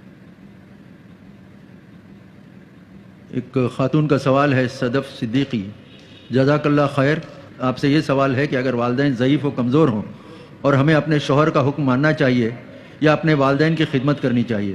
جیسا کہ آپ نے کہا تھا کہ شوہر کا حکم نہ ماننے والی عورت کے لیے طلاق کا راستہ کھلا ہے، ایسے حالات میں ہمیں کیا کرنا بہتر ہے؟ دیکھیے، اپنے شوہر سے کوئی بات منوا لینا پرسویشن کے ذریعے سے، اپیل کے ذریعے سے، دلیل کے ذریعے سے، یہ کوئی ناممکنات میں سے نہیں ہے. اس میں بغاوت کا عنصر نہ ہو، اس میں کوئی بہت زیادہ جو ہے ڈس رسپیکٹ شوہر کے لیے نہ آ رہی ہو، تو آپ شوہر سے بات منوا سکتی ہیں. کوشش کریں، جد و جہد کریں. خاص طور پر اگر آپ ہی ہیں، صرف ایک بیٹی ہی ہے اور کوئی بیٹا ہے ہی نہیں، کوئی بیٹی اور ہے نہیں، تو میں یہ سمجھتا ہوں کہ کوئی سلیم الفطرت انسان نہیں روکے گا اپنی بیوی کو کہ وہ اپنے والدین کی خدمت کرے. البتہ اگر معاملہ اس انتہا تک آ جائے کہ وہ سختی کے ساتھ روکے اور حکم دے، تو پھر راستہ کھلا ہے کہ ٹھیک ہے، آپ کا راستہ اور ہے، میرا اور ہے. والدین کا حق ہے اور وہ میں ادا کروں. بدقسمتی سے ہمارے معاشرے میں طلاق کو بے انتہا برا چیز سمجھ لیا گیا ہے. یہ ہم پر عیسائیت کا بھی اثر ہے، ہندو مت کا بھی اثر ہے. اور طلاق مطلقہ عورت کے بھی دوسرے نکاح کا کوئی سوال ہی نہیں. اگر کوئی مطلقہ عورت یا بیوہ عورت نکاح ثانی کرتی ہے تو اس پر بھی فقرے چست کیے جاتے ہیں، اس سے رہا نہیں گیا، یہ بیٹھ نہیں سکی وغیرہ وغیرہ. اس لیے عورتیں عام طور پر اس سے بچتی ہیں. ہمیں جو اسلامی اسپرٹ ہے اس کو رکھنا چاہیے. انکحوا الایام منکم، بیواؤں کا نکاح کرو، تو یہ فرض ہے، لازم ہے. عرب ممالک میں آج بھی کوئی بھی رکاوٹ نہیں ہوتی. اور قرآن مجید میں بھی ایک جگہ پر سورہ نساء میں کہا گیا ہے کہ اگر تمہارا معاملہ آپس میں نہیں نپٹا تو ٹھیک ہے، علیحدہ ہو جاؤ، کوشش کرو حتی الامکان کے نباہ ہوتا رہے. لیکن اگر کسی وجہ سے مزاج نہیں مل رہے، ہر وقت کی کھٹپٹ ہے، اور کوئی جو ہے میڈیشن، حکم من اہلہ و حکم من اہلہا، ایک حکم اس کے بیوی کے رشتہ داروں میں سے، ایک حکم جو ہے شوہر کے رشتہ داروں میں سے، وہ بیٹھ کر کسی طرح معاملہ سلجھائیں، نہیں سلجھتا تو علیحدہ ہو جاؤ. اللہ تعالیٰ دونوں کے لیے کوئی بہتر شکل پیدا کر دے گا. گویا کہ ایک طرح کی پرسویشن ہے کہ بدے نہ رہو زبردستی، چاہے نہ تمہارے مابین محبت ہے، نہ موافقت ہے مزاج کی، ہر وقت کی کل ہے، ہر وقت کا جھگڑا ہے، ہر وقت کی جو ہے وہ میں تو ہو رہی ہے، تو اولاد پر بھی منفی اثر پڑ رہا ہے، ان کا کردار جو ہے وہ منفی قسم کا بنے گا. اس سے بہتر ہے طلاق. سید احمد اقبال سائنٹسٹ ہیں، یہ کہتے ہیں کہ بعض دفعہ عقل کی رہنمائی بلکہ گمراہی فطرت کے خلاف ہوتی ہے، اور بلا شبہ اس سے ایمان میں خلل پڑتا ہے اور شیطان وسوسوں میں ڈال دیتا ہے. تو ایسی صورتحال میں کیا رخ اختیار کرنا چاہیے؟ ایک شعر بھی انہوں نے کہا ہے پرویز شاہدی صاحب کا، وہ کہتے ہیں کہ جنوں کی رہبری میں عقل منزل تک پہنچتی ہے، وہ شہرت پا نہیں سکتا جو رسوا ہو نہیں سکتا. جنوں کی رہبری جو ہے یہاں پر میرے نزدیک اچھے الفاظ نہیں ہیں. عشق، جو میں نے کہا عربی میں، قرآن میں، حدیث میں لفظ عشق نہیں آیا. فارسی شاعری میں عشق ہے. شاد باد عشق خوش سودائے ماں، تو یہ اللہ کی محبت جو میں نے آیت سنائی آپ کو، والذین آمنوا اشد حبا للہ، یہ محبت خداوندی ہے جو منزل تک پہنچائے گی. گزر جا عقل سے آگے کہ یہ نور چراغ راہ ہے، منزل نہیں ہے. بہت پیاری تمثیل ہے، یہ راستہ تو دکھاتی ہے، ادھر پوائنٹ کر دیتی ہے کہ ادھر ہے، لیکن یہ منزل تک پہنچا نہیں سکتی. تو اس اعتبار سے لیکن جو مسلمان ہے اس کے لیے تو پھر معیار ہو گیا ہے کتاب و سنت. اس کسوٹی پر ہر چیز کو پرکھیے. اگر اس کے خلاف کوئی بات ذہن میں آ رہی ہے تو اسے وسوسہ شیطانی سمجھیے، لاہور پڑھیے، اس کو جھٹک دیجیے، اسے زبان پر بھی نہ لائیے. اس لیے کہ جب تک وسوسے کو آپ زبان پر لا کر بیان نہیں کرتے کوئی گرفت نہیں ہے. اس لیے کہ شیطان کو یہ اختیار اللہ نے دے رکھا ہے. الذی یوسوس فی صدور الناس، وسوسہ اندازی وہ کرتا ہے، لیکن یہ کہ آپ اس کے وسوسے کو قبول کرتے یا نہیں کرتے یہ آپ کا اختیار ہے. تو اس اعتبار سے وہ عقل جو فطرت سے آزاد ہو گئی ہو وہ در حقیقت گمراہی کی طرف تو لے کر جائے گی. میں نے تو آپ کو بتایا ہے کہ اگر فطرت کی رہنمائی نہیں ہے تو عقل جو ہے، جو فلسفہ خالص ہے، عقل خالص، وہ تو سکیپٹسزم اور ایگنوسٹسزم یہ اس کی فطری منزل ہے، لاجیکل. وہ لازم ایگنوسٹسزم یا اور ارتیابیت کے تک جا کر اس کا واسطہ پڑ جائے گا. عرفان صاحب ہیں، آپ کا سوال ہے، آپ نے کہا والدین کافر مشرک ہیں تو ان کے لیے دعا کرو، کیا ان کے مر جانے کے بعد بھی ان کے لیے دعا کی جا سکتی ہے؟ نہیں، میں نے یہ نہیں کہا کہ اگر والدین کافر اور مشرک ہے تو ان کے لیے دعا کرو. دعا کی اجازت نہیں ہے. ان کی خدمت دنیا میں کرو، دنیا میں ان کی ضرورتیں اگر ہیں تو وہ پوری کرو، ان کی خدمت کرو. یہ تو ہے صاحبہما فی الدنیا معروفا، دنیا میں ان کے ساتھ بھلے طریقے پر رہو، معروف انداز میں رہو، لیکن ان کے لیے مغفرت کی دعا آپ نہیں کر سکتے. تو ابھی زندہ ہیں ان کے لیے ہدایت کی دعا کیجیے، اللہم اہدہما، اے اللہ ان دونوں کو ہدایت دے، اس کی دعا کیجیے. لیکن یہ کہ ان کے لیے مغفرت کی دعا آپ نہیں مانگ سکتے. محمد فاروق عثمان صاحب پیشے سے ملازمت کرتے ہیں. آپ نے فرمایا کہ لقمان ایک ایسے شخص کی مثال ہے جس تک کوئی شریعت نہیں پہنچی، پھر نماز قائم رکھنے کی وصیت کیسے فرمائی؟ یہ تو میں اپنے خطاب میں بیان کر چکا ہوں کہ نماز سے مراد آپ اپنی نماز نہ سمجھیے. اللہ کو پہچان لیا، اس کی توحید کو پہچان لیا. اب اللہ کو ایک دفعہ پہچان لینا، مان لینا کافی نہیں ہے، اس کے ساتھ ایک مسلسل ذہنی اور قلبی تعلق قائم رکھنا ضروری ہے، جس کو ہم ذکر کہتے ہیں. اس ذکر کی کوئی شکل نماز، جیسے کہ یہودیوں میں نماز کی کوئی اور شکل تھی، شریعتوں کے اندر بھی نماز کی مختلف شکلیں نہیں ہیں. انہوں نے کوئی اور نماز جو بھی اپنے طور پر اختیار کی ہوگی اللہ سے مکالمے کے لیے، مخاطبے کے لیے اور دعا کے لیے. اس لیے کہ آپ دیکھتے ہیں کہ نماز جو ہے اس کا سب سے بڑا حصہ جو سورہ فاتحہ ہے وہ دعا ہی تو ہے. پہلے اللہ کی حمد و ثنا ہے، اور حضور نے فرمایا ہے جب اللہ سے دعا کرو تو پہلے اس کی حمد و ثنا کرو، پھر مجھ پر درود بھیجو، پھر جو گزارش ہے وہ پیش کرو. تو اس اعتبار سے کوئی نظام ان کا ہوگا وہ اپنا تجویز کرنا ہوگا کہ لا لگانے کے لیے اس طریقے سے اس نماز کو قائم رکھا جائے. باقی میں نے تو سارے دلائل دے دیے آپ کے سامنے. اگر وہ کسی نبی کے پیرو ہوتے تو نبی کی سنت کو پکڑنے کی بھی تو وہ وصیت کرتے، کسی کتاب کو مضبوطی سے تھامنے کی بھی وصیت تو کرتے. باقی اس پورے رکوع میں ایسی کوئی شے نہیں ہے کہ جو نبوت کے ذریعے سے ہی معلوم ہو سکتی ہے، عقل کے ذریعے نہیں. صرف یہ کہ جزا و سزا ہوگا، اعمال ضائع نہیں ہوگے. کیا ہوگا جنت میں، کیا ہوگا دوزخ میں، کیا ہوگا حشر کے دن، کیا ہوگا، یہ تو حضور نے بتایا تو ہمیں معلوم ہے نا. تو یہ ذہن میں رکھیں. عبد الرحمن قاضی صاحب ہیں، وہ پوچھ رہے ہیں کہ سگی ماں کا حق تو سمجھ میں آتا ہے، مگر سوتیلی ماں کا کیا حق ہے ہم پر؟ برائے کرم قرآن کی روشنی میں سمجھائیں. سوتیلی ماں بھی ماں کے حق میں ہے. یہ ضرور ہے کہ فرق تو رہے گا فطری طور پر، لیکن ماں ہے وہ، اور اس کے ساتھ بھی حسن سلوک ہونا چاہیے. کوئی اسٹوڈنٹ ہیں جنہوں نے اپنا نام نہیں بتایا، کہتے ہیں کہ زمین پر اکڑ کر چلنے سے کیا مراد ہے؟ دینوی اور دنیاوی مثال سے رہبری فرمائیں. اکڑ کا چلنا کون نہیں جانتا؟ گردن اٹھا کر، اس کے آپ سورہ بنی اسرائیل میں کہتے ہیں کتنی ہی گردن اٹھا لو تم اوپر اور کتنا ہی اوپر ترا چڑھا لو، ہمارے پہاڑوں کے برابر تو نہیں ہو سکتے. مختلف طریقوں سے ان کو اس پہ ناپسندیدگی کا اظہار کیا. تکبر جو ہے ظاہر بات ہے اکڑ کر چلنے والا متکبر ہے، اور تکبر وہ شے ہے کہ فرمایا حضور نے صلی اللہ علیہ وسلم لن يدخل الجنت من کان فی قلبہ مثقال حبۃ من کبر. جنت میں وہ شخص داخل نہیں ہو سکے گا جس کے دل میں ایک دانے کے برابر بھی ہم وزن بھی کبر ہے. اللہ فرماتا ہے کبر و ردائی، یہ تو میری چادر ہے، یہ لباس مجھے راست آتا ہے، یہ جامہ تکبر کا. اس لیے کہ اللہ کا نام ہے المتکبر، الملک القدوس السلام المومن المہیمن العزیز الجبار المتکبر. حالانکہ انسان کے لیے متکبر ہونا بہت بڑی برائی ہے، لیکن یہ جامع اللہ کو زیب دیتا ہے، انسان کو نہیں۔ تواضع ہونی چاہیے۔ جیسے شیخ سعدی کہتے ہیں کہ درخت پہ جب پھل آ جاتا ہے تو شاخیں جھک جاتی ہیں، اسی طرح اگر اللہ نے تمہیں کوئی نیکیوں کی توفیق دی ہے یا علم حاصل کرنے کی توفیق دی ہے تو تمہیں جھک جانا چاہیے، لوگوں کے سامنے تواضع کے ساتھ پیش آنا چاہیے، نہ یہ کہ ان سے نفرت کرو، ان کی تحقیر کرو اور اپنے آپ کو کوئی بڑی شے سمجھو۔ مشتاق احمد صاحب ملازمت پیشہ ہیں، آپ کا سوال ہے کہ شرک کو چھوڑ کر میری ذات سے دانستہ یا غیر دانستہ لغزشیں ہوتی رہتی ہیں جس کا براہ راست فوری اثر میری روزی روٹی پر ہوتا ہے۔ توبہ کرتا ہوں، نادم ہوتا ہوں، ضمیر بھی ملامت کرتا ہے، لیکن پھر گناہ کی کشش شجر ممنوعہ کو چھوڑے بغیر نہیں رہ سکتی۔ کیا انسان اس حد تک کمزور ہے؟ تدارک کیا کرنا چاہیے؟ تدارک کیا ہوگا؟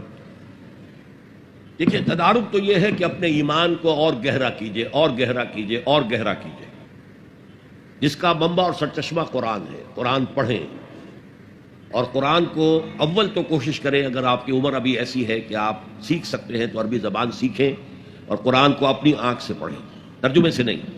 ترجمہ سیکنڈ ہینڈ نالج ہے، ترجمہ جب آپ پڑھ رہے ہوتے ہیں تو مترجم کی آنکھ سے قرآن پڑھ رہے ہوتے ہیں، اپنی آنکھ سے نہیں، تو وہ سیکنڈ ہینڈ نالج ہے۔ وہ نالج دے سکتا ہے، انسپائر نہیں کر سکتا، ترجمہ کبھی انسپائر نہیں کرتا۔ تو ایمان جو پیدا ہوتا ہے وہ قرآن کو سمجھ کر پڑھنے سے ہے، اس ایمان کی کمزوری کی وجہ سے ایسا ہو جاتا۔ اچھا یہ بھی ہے کہ بعض طبائع جیسے کوئی جسمانی طور پر بہت قوی ہے، بعض جو کمزور ہیں پیدا ہی لاغر ہوتے ہیں اور پھر ساری عمر لاغر رہتے ہیں۔ ایسے ہی اندر سے انسان کے اندر جو قوت ارادی ہے وہ بھی بعض کی مضبوط ہوتی ہے، جو فیصلہ کر لیا ڈٹ گئے، بعض کی قوت ارادی اتنی مضبوط نہیں ہوتی۔ مثلا بعض لوگ سگریٹ چھوڑنا چاہتے نہیں چھوڑ سکتے، 8 مہینے 10 مہینے، پھر اس کے بعد جو ہے وہ دوبارہ عہد کر گئی۔ تو یہ وہ ان کی جو ول پاور ہے، اسٹرینتھ آف ڈٹرمینیشن، وہ کم ہے۔ تو اللہ نے ان کے لیے بھی فرمایا ہے توابون خطاؤون کل بنی آدم خطاؤون، اور خیر الخطائین التوابون، تمام انسان انتہائی خطا کار ہیں، ان خطا کاروں میں وہ ہیں جو توبہ بہت کرتے ہیں۔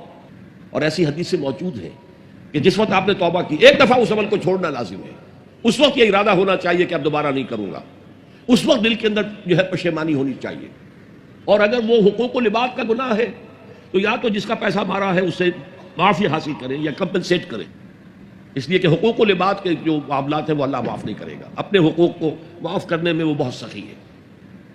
اس کے بعد آپ کچھ عرصے کے بعد پھر گناہ ہو گیا، پھر توبہ کریں، پھر گناہ ہو جائے پھر توبہ کریں، جڑے رہیں اللہ کے ساتھ۔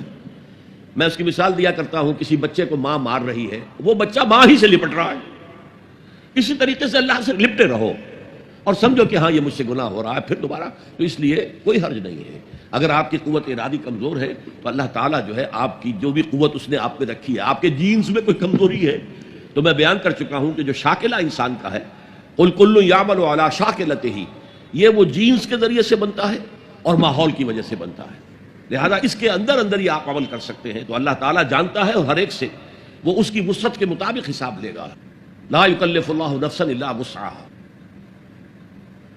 کیا کہا یا لکھا جائے لقمان علیہ السلام، لقمان رضی اللہ عنہ، لقمان رحمۃ اللہ، لقمان علیہ الرحمہ، لقمان صاحب؟ میرا یہ خیال ہے کہ لقمان رحمۃ اللہ علیہ، اس لیے کہ رضی اللہ تعالی عنہ یہ صرف صحابہ کے لیے مختص ہے، علیہ السلام صرف انبیاء کے لیے مختص ہے، صلی اللہ علیہ وسلم صرف حضور کے لیے، کسی دوسرے نبی کے لیے بھی نہیں۔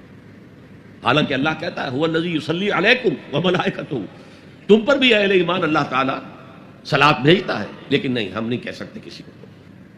تو میرا بھی طرز عمل یہی ہے، یہ جو ہے اس کے اندر حفظ مراتب جو ہے، اگر حفظ مراتب نہ کنی زندگی تو یہ مراتب کا جو ہے اس کے درمیان فرق کا محفوظ رکھنا ضروری ہے۔ محمد فاروق عثمان پیشے سے ملازمت کرتے ہیں، آپ نے فرمایا کہ حضور صلی اللہ علیہ وسلم یقین کی تلاش میں تھے اور وہ غار حرا میں اسی کی تلاش میں گئے تھے۔ آپ نے یہ بھی فرمایا کہ نبی پیدائشی نبی ہوتا ہے، تو کیا نبوت بغیر یقین کے بھی ہو سکتی ہے؟ نبی جو پیدائشی نبی ہوتا ہے وہ پوٹینشل ایمان ہے جو اس کے اندر اس وقت ہے، اور روح نبی جو ہے وہ تو اس وقت بھی نبوت سے متصف ہے۔ لیکن اس ایمان کا ظہور پھر ہوتا ہے تو ہم کہتے ہیں کہ وحی کا آغاز ہوا تو اس نبوت کا ظہور ہو گیا، اس سے پہلے وہ نبوت چھپی ہوئی تھی۔ اور یہ قرآن مجید میں سورہ شورى کی لاسٹ بٹ 1 آیت ہے، وَكَذَلِكَ أَوْحَيْنَا إِلَيْكَ رُوحًا مِّنْ أَمْرِنَا مَا كُنْتَ تَدْرِي مَا الْكِتَابُ وَلَا الْإِيمَانُ وَلَكِنْ جَعَلْنَاهُ نُورًا نَهْدِي بِهِ مَن نَّشَاءُ مِنْ عِبَادِنَا وَإِنَّكَ لَتَهْدِي إِلَىٰ صِرَاطٍ مُسْتَقِيمٍ۔ اے نبی، اسی طرح ہم نے آپ کی طرف اپنے امر کی ایک روح جو ہے وحی کی ہے، یعنی قرآن۔ عالم امر کی شے ہے وحی، عالم امر کی شے ہے انسانی ارواح، عالم امر کی شے ہے فرشتے۔ اور جگر مراد آبادی کا ایک شعر جو ہے مجھے بہت پسند ہے، نغمہ وہی ہے نغمہ کہ جس کو روح سنے اور روح سنائے۔ روح محمدی نے یہ نغمہ وہی سنا ہے، سنانے والا کون ہے؟ الروح القدس، الروح الامین۔ تو نغمہ وہی ہے نغمہ کہ جس کو روح سنے اور روح سنائے۔ تو اس اعتبار سے قرآن میں کہا گیا کہ اس کے آنے سے پہلے آپ نہیں جانتے تھے کہ ایمان کیا ہے اور کتاب کیا ہے، بلکہ ہم نے اس کو نور بنا کر آپ پر نازل کیا ہے۔ قرآن کے نور سے پھر وہ ایمان اور کتاب شریعت کا علم آپ کو حاصل ہوا، اور اب آپ تمام دنیا کی ہدایت کا ذریعہ بن جائیں گے۔ تو یہ اس میں علماء کہتے ہیں کہ علم جو تھا وہاں پر وہ کلی جو ہے ایمان نہیں تھا، اصولی ایمان موجود تھا، تفصیلی ایمان موجود نہیں تھا حضور کے۔ میں اسے کہتا ہوں پوٹینشل ایمان تھا، اس پوٹینشل ایمان کو ایکچوئل ایمان جو ہے وہ قرآن نے آ کے بڑھایا۔ منا سوریا وہ کہتے ہیں کہ کیا اسلام عورتوں کو مسجد میں جا کر نماز پڑھنے کی اجازت دیتا ہے؟ اجازت تو یقیناً کوئی شخص بھی منسوخ نہیں کر سکتا، وہ حضور کی طرف سے اجازت تھی، لیکن یہ ہے کہ یہ حدیثیں موجود ہیں کہ عورت کی نماز اپنے گھر میں افضل ہے مسجد کی نماز سے۔ عورت کی گھر میں نماز افضل ہے، گھر کے صحن سے بہتر ہے دالان میں، دالان سے بہتر ہے کمرے میں، کمرے سے بہتر ہے اس کی کوٹڑی میں جو سائیڈ میں کوئی ہو، اس لیے کہ عورت اسلام کے نزدیک مستور ہے، مستورات ہم کہتے ہیں، چھپا کر رکھی جانے والی چیز ہے۔ تو یہ تعلیمات تو ہے، لیکن یہ کہ کوئی پابندی، کوئی اس کی حرمت جو ہے وہ میرے نزدیک ثابت نہیں ہے۔ ایک راجیش ہیں کمپیوٹر انجینئر، وہ کہتے ہیں میرے والد کو آج کئی سال ہوئے اسلام قبول کیے ہوئے، مگر وہ گھر کا بالکل خیال نہیں رکھتے۔ میری بہن شادی کی عمر تک پہنچ گئی ہے، کیا اسلام یہی ہے کہ اسلام قبول کر لینے کے باوجود گھر والوں کو بھول جائیں؟ یعنی گھر والوں نے ان کے ساتھ اسلام قبول نہیں کیا ہے، وہ اپنے ہندو مذہب پر قائم ہیں۔ میرے نزدیک اس صورت میں بھی انہیں اپنی اولاد کی ذمہ داریاں ادا کرنی چاہیے، وہ غلط کر رہے ہیں اگر ان معاملات میں اپنی کوتاہی برت رہے ہیں۔ شمس الدین صاحب تجارت کرتے ہیں، ان کا سوال ہے، عرض یہ ہے کہ عمومی طور پر بیوی اور ماں یعنی ساس بہو میں تکرار ہوتی رہتی ہے، ایسی حالت میں لڑکا بڑی مشکل میں پڑ جاتا ہے۔ ایسی حالت میں ان دونوں کے درمیان میں لڑکا کس طرح دونوں کے حقوق ادا کریں؟ جواب دیں، مہربانی ہوگی۔ اصل میں بے شمار سچویشنز ہوتی ہیں مختلف، کوئی ایک بات نہیں ہوتی ہے، اس لیے اس الجھن کا کوئی ایک حل نہیں دیا جا سکتا۔ حتی الامکان انسان اپنی کوشش جاری رکھے کہ نہ بیوی کے حقوق جو ہیں وہ ضائع ہوں اور نہ والدہ کے حقوق ضائع ہوں۔ اس میں میرے نزدیک سب سے زیادہ اہم بات وہ ہے جو میں نے اپنے تقریر کے دوران کہی، والدین کو ٹائم دیا جائے، ماں کے پاس بیٹھا جائے، ماں کی باتیں سنی جائیں۔ یہ جو ایک محبت کی پیاس پیدا ہو جاتی ہے وہ ہے در حقیقت کے جو فساد کی جڑ ہے۔ اگر جیسا کہ میں نے کہا تھا بوڑھے والدین کو محض دیکھنا، محبت بھری نگاہ سے دیکھنا، یہ بھی عبادت ہے، تو یہ کمی ہماری طرف سے ہو جاتی ہے۔ ہماری ساری توجہ جو ہے وہ اپنی بیوی، اپنی اولاد پر مرکوز ہو جاتی ہے، والدین کو ہم اگنور کر دیتے ہیں، بس کھانا پینا ان کا ہے، چل رہا ہے، بس ٹھیک ہے، اور کیا ہے۔ لیکن نہیں، وہ پیاس جو آج مغرب میں والدین بوڑھے اولڈ ہاؤسز میں لے جا کے ڈال دیا، ٹھیک ہے یہ فریج بھرا ہوا ہے، کھایا کرو، پیا کرو، یہ ٹیلی ویژن لگا ہوا دیکھا کرو، ہماری شکلیں نظر نہیں آئیں گی۔ ترستے رہتے ہیں اپنی اولاد کو دیکھنے کے لیے۔ اب سے کچھ پہلے تک تو کم سے کم یہ تھا، کرسمس کے لیے منتظر رہتے تھے، کرسمس پر تم کو آ جائے گا نا بیٹا بیٹی، کوئی شکل دکھا جائے گا۔ اب تو کرسمس پر بھی نہیں آتے، باقی اپنے ساتھ گھر میں رکھنا، توبہ توبہ، اس کا تو سوال ہی پیدا نہیں ہوتا۔ ہماری فریڈم کے اندر خامخواہ رکاوٹ ڈالتے ہیں۔ اس میں جو سخت پیاس ہے وہاں کی بوڑھے لوگوں کے اندر، اس کا آپ اندازہ نہیں کر سکتے۔ اسی کے ساتھ اس جلسے کے اختتام کا اعلان کیا جاتا ہے۔ سبحانک و بحمدک